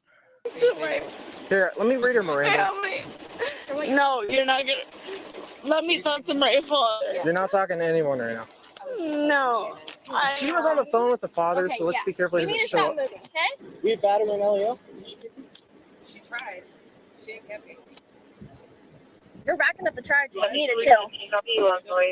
You need to talk to my father and stop holding me like this. You're 24 years old. You're an adult. You don't need your dad. This is his property. It's not. We're on the. We're on. What? I don't know why they just don't put her in the back of the squad and take her down to the station, and then offer a breath test down there. Exactly. Why are you doing this? So, in order to do the field sobriety test, they're going to have to uncuff her, and there's no way that you can do that. But they've got enough behavior and indicia of intoxication that they could have her do the test at the station. I think there's enough to arrest her on the fleeing alone. So you got that because you have to have probable cause that a crime was committed and that she committed it in order to arrest her. They've got that. And then so just have her do the test at the station. Ma'am. Why are you doing this? Dude, I'm just coming from one of his office. She's completely irrational. I call my daddy, why are you doing this? She's drunk. And have you ever dealt with a drunk that just doesn't make sense? You can't reason with her at all. Are you gonna do field sobriety exercises? What? Are you going to do field sobriety exercises to determine if you are under the influence or not? I'm not under the influence. You're not taking her out of hands. She's gonna fight. Ma'am. I'm not under the influence. Listen. Dude, Do you? I have 3 houses. I suspect that you are under the I influence. was just in one of them. Do you want to participate in standard field sobriety exercises to dispel my belief that you're driving under the influence? Yes, of course I'm not. I'm not Ma'am, you need to listen to me. for 3 years. Her hysteria is really unjustified. And it's unjustified because she's not making any sense. And she's not in distress right now. So she's just stressed out by the situation. Years. I've been clean for 3 years. Okay. I don't know why this is happening to me.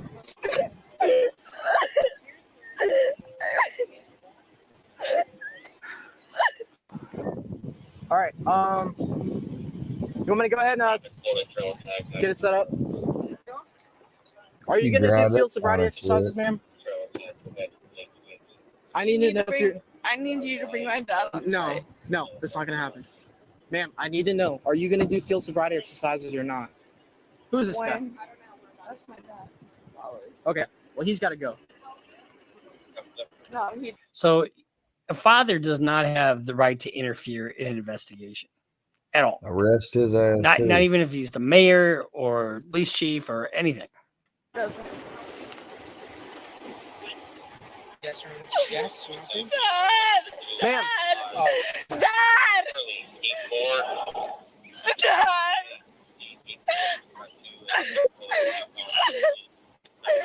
I've been living on this island for 3 years. Why do you do this to me now?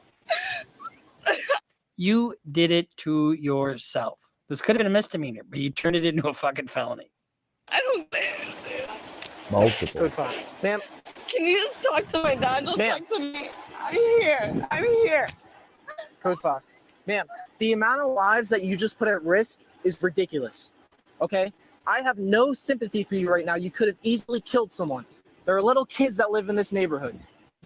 The fact that you would run from me and Walk get up on such a him high like that speed- again. You do not know how lucky you are you didn't kill someone. That's how you got your empathy, right? All right, I don't know if we can do it if she's resisting. Yeah, no. Dad! Debbie, she's resisting. I don't want to take her out of handcuffs. Dad, they have no So- reason. Dad! Now, if that's my daughter with her being like that, there's no way I would stick around. I'd say, well, you're going to have to call me later, sweetie. Fucking A.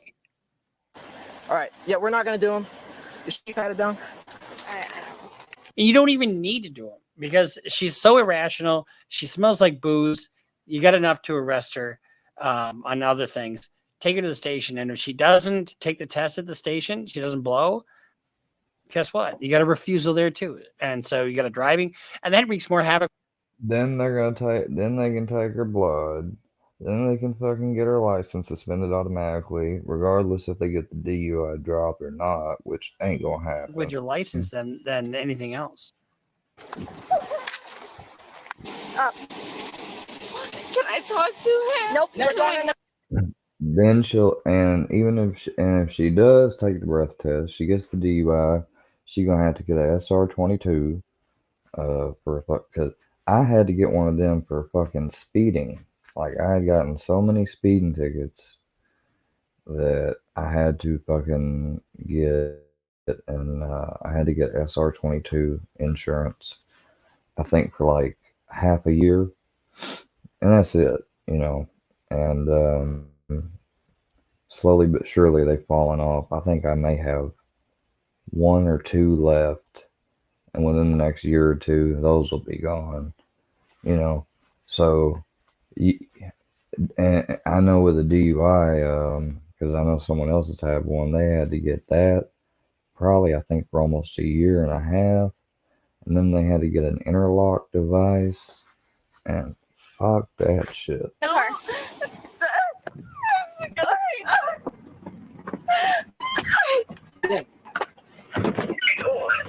I don't know. Get it! Okay, sweetie.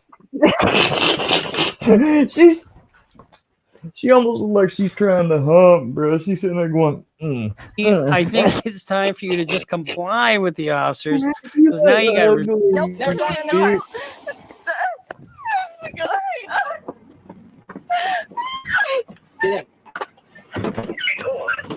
I don't know. Get it! Okay, sweetie, I think it's time for you to just comply with the officers, because now you got resisting arrest. Let's just add them up. Let's all. We got fleeing the cops.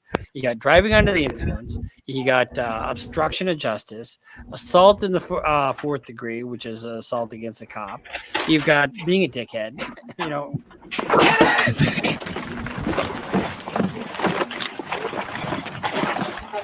Strong little bitch, isn't she?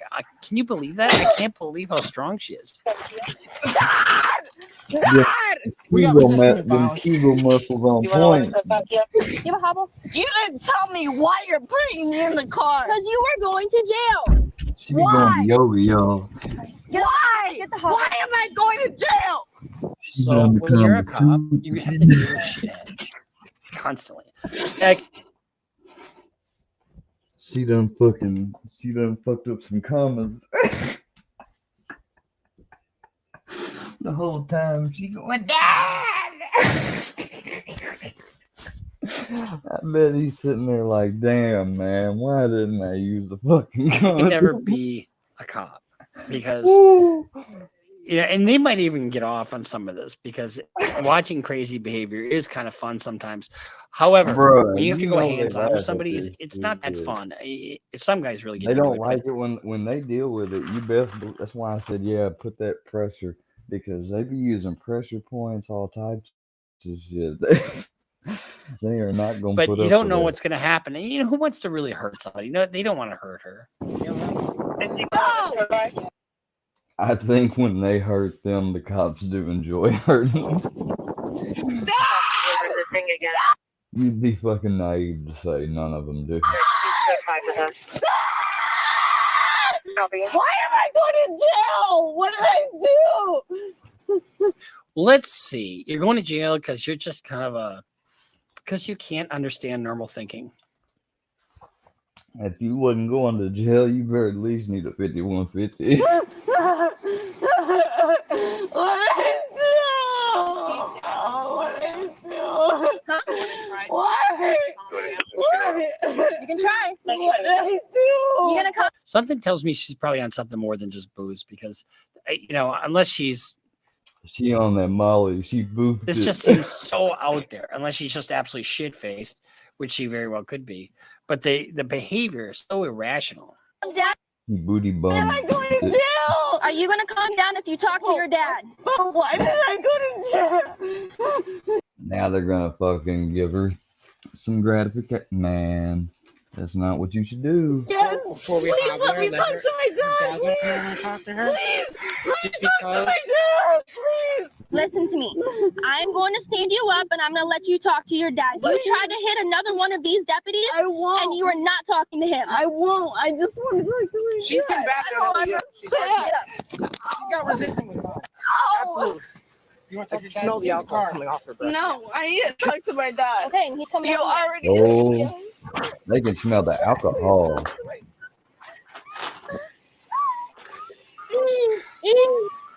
What parent wants to be this guy? Daddy, I need my daddy. I mean, 24 years old. Come on. Anyone like supervise? Stephanie, you have to calm down. Well, why are they? Copy 7275 Okay, now here's the rub. This is what Damn, he just implicated her. probably You've been happens drinking. times. So dad comes to the scene. Maybe dad's had a few drinks and dad gets a DUI. Probably not going to happen here, but that could happen. And so I wouldn't go to the scene. If my daughter or my son is being a complete jerk to the cops, that's going to be your business. That's going to be your business and your business with Funny the if she government, called her and he was not like, mine "I and can't yours and the come there, I'm government's. fucked up. And you were speeding. I'll meet you out on Monday, honey. Stay strong. Go form a game. Just First see why. big bitch you see. 5011, can you roll that email? What did I do? Well, you've obviously, I don't know, maybe. What did I do? It's like her brain isn't This one chick was like, "Don't make me go in there. I got boo boos." working over and over and over and over and over again. Beat me up. I was like, when "Hell we were on no." our trip, this last year to Alaska on our motorcycles, and our buddy crashed. He hit his head. Like, I thought I did it bad, but I never done nothing like that. I was just kind of like underneath a little nervous. And he over and over again. What happened? Did I get hit? Was I in my lane? He said that same thing over and over and over again. It's a sign of a head injury. This is a sign of ingestion of some kind of chemicals. What did I do? You know what you're calling? No, I don't. What did I do? Please. Just you don't mind walking to the car so you can show me what you do. There you go. Oh, she has an open container in the car. That's not a surprise at all. That's a ticket, but in itself. Dad, why are they Charged. upset? You don't need to ask why. You don't need to do anything except know that you're going to jail. She's going to shut the fuck up. You're going to get in the back of the squad car. You're going to wake up with a really probably bad hangover. And then you're going to decide that I probably shouldn't be drinking and yelling my father's name all over the island. Stop. Do a different way. Why am I going to jail? Because you were speeding, ran stop signs. Where was I speeding? Officer 1429. Well, do they know? No, That's a don't know. problem He if you doesn't, right? know. Well, do they know? Fuck them. Fuck those coppers. You know, give me a break. God, I'm so. Yeah, they got it all on video. I mean, no knock against cops, but they just have a tough job. They do. That, He's probably like, what's her bond? do they know where I was speeding? They were behind you. Behind me where? The whole time. It's gonna be 1429 1429. I still want to understand what is happening. Why? For what? You didn't tell me. You didn't even read me my rights. They don't have to until they ask you He questions. didn't read me my rights. Well, I think they did read her rights, but They were going to. everybody always says that. Oh, they didn't even read me my rights. They only need to read you your rights for If they're when about there to are two ask you conditions. What are those? In custody and interrogation. They're not interrogating her. Yeah. They're just trying to get her under control so they can arrest her. And that's what he said. He says, I didn't need to. I didn't ask you anything. They can wait until they get you in the car. They can wait until they get to the station. They can wait until they first get you into the interrogation room. They do not have to read them automatically. Sometimes a lot of them offhand will fucking read them to you right when they cuff you and when they get you to interrogation because they just like to double their bases. It just depends on the cop. Read me my rights and they don't tell me why I'm going in. Who told you? God! Reckless driving, speeding, open container, felony fleeing and eluding, resisting arrest, DUI.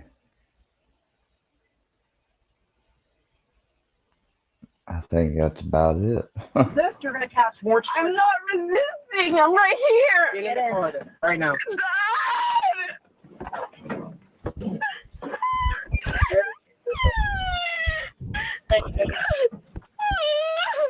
A lot of times when you hear a woman cry, you feel bad for them.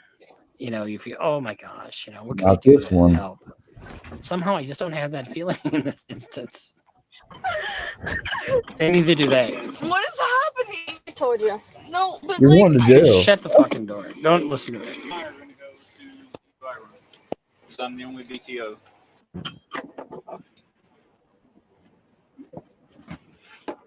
Can I talk to my dad? Can I talk to my dad? Now remember, all squads are equipped with cameras inside and outside. So guess what? Anything you say can and will be used against you in the court of law.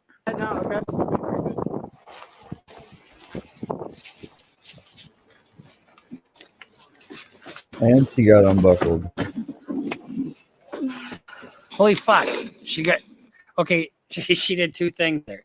She got loose from her handcuffs and she undid her seatbelt.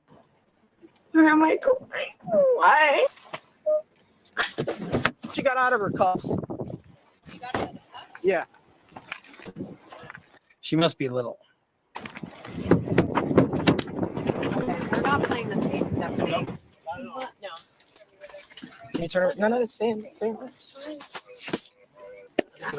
to let you know, I know you're not happy about what's going on. I don't know what's going on. I know, but I have cameras on my car. I have cameras. Perfect. What did I do wrong? I did you did. You ran You from did. me. You ran from me, O'Neill. Daddy is not coming to save you. Daddy's not going to be there. Daddy's not going to be in your cell. Daddy's not going to be able to, bring you a little fluffed up pillow and your little teddy bear. You're just gonna have to do it super tight. I feel bad for the dad. He has one. Yes. She didn't. No, that's still not. I guarantee you the next day I would be fucking up in her shit if I was her father, like nobody's business. What the fuck were you doing? That's not tight enough? No. It hurts. Yeah, you've already slipped out of it. I can't, but I can't. I don't know. I can live there. Just what's out for.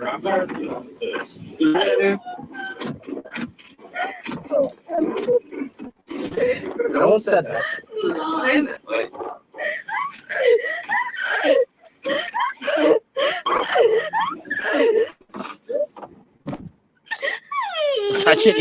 Such a fucking irritating sound.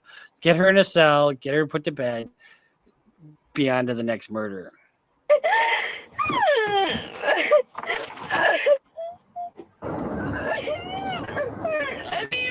I didn't do anything wrong. Why is this happening to me? Isn't that what you're supposed to do? What? Stop people. Yeah, people who are drunk and people who have drunk containers inside their vehicle and people who are running from the cops. You could have killed some Stephanie. Stop people from hurting the others. You could have killed someone. But I have zero sympathy for you right now. If a kid would have walked down the street and you would have hit him, you would have been charged with manslaughter. all right, well, good for you to know that multiple kids have walked out in front of me and I stopped and let them cross.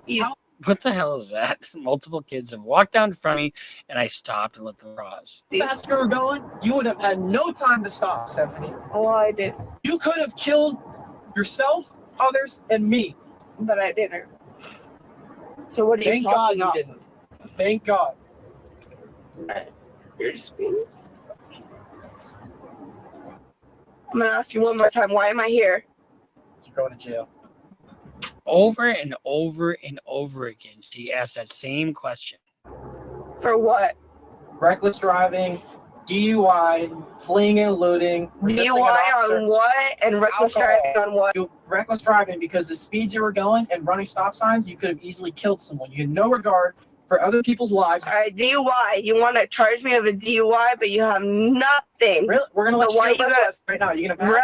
Right. You're going to check that now. But why you say that? All right, she was, let's see, blood alcohol concentration at 0.268 and 0.251. So you're 3 times the legal limit. That's shit-faced, especially if you're that little. Before. Because you're drunk. No, I'm not, homie. This is me. I'm not drunk. Yeah, all right. So that's our reaction to the little self-entitled drunk and fleeing the cops. All right, everybody. Have a good night. Have a good rest of your Tuesday evening. See y'all the rest of the week. Be good. I'll say hello to everybody. Thanks for coming in. Drop by. If you're a hater, fuck off. Peace and blessings. Gone.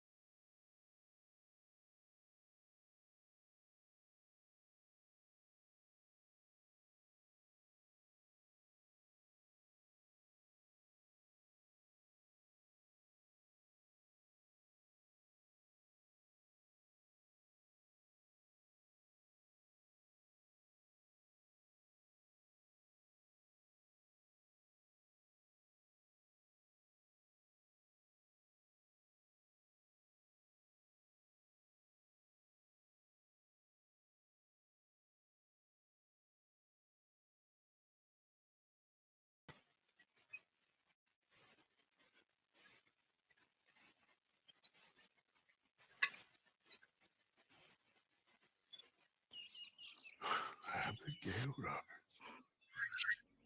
Always was a good thief. That you was. Yeah, get out of here.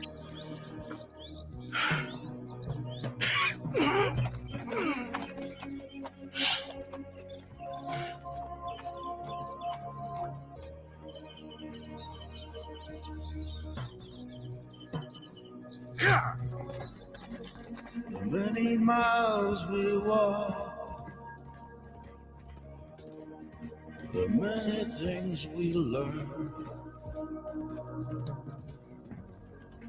the building of a shrine, only just to burn. That's the way it is. That's the way it is. We are not criminals. We are outlaws.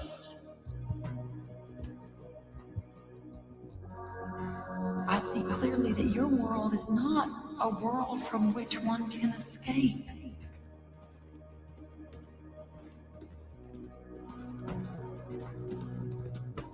May the wind be at your back, good fortune touch your hand. May the cards lay out astray, all from your command. That's the way it is. That's the way it is. Please, I have a family, sir. Please. You can't exactly beat it out of them now, can you? There ain't nothing left, mister. There's a big picture here, Arthur. Trust me.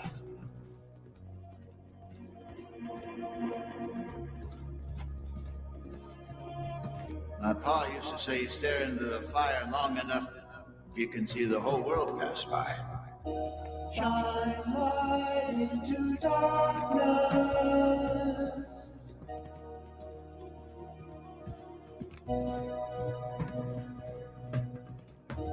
Shine light into darkness.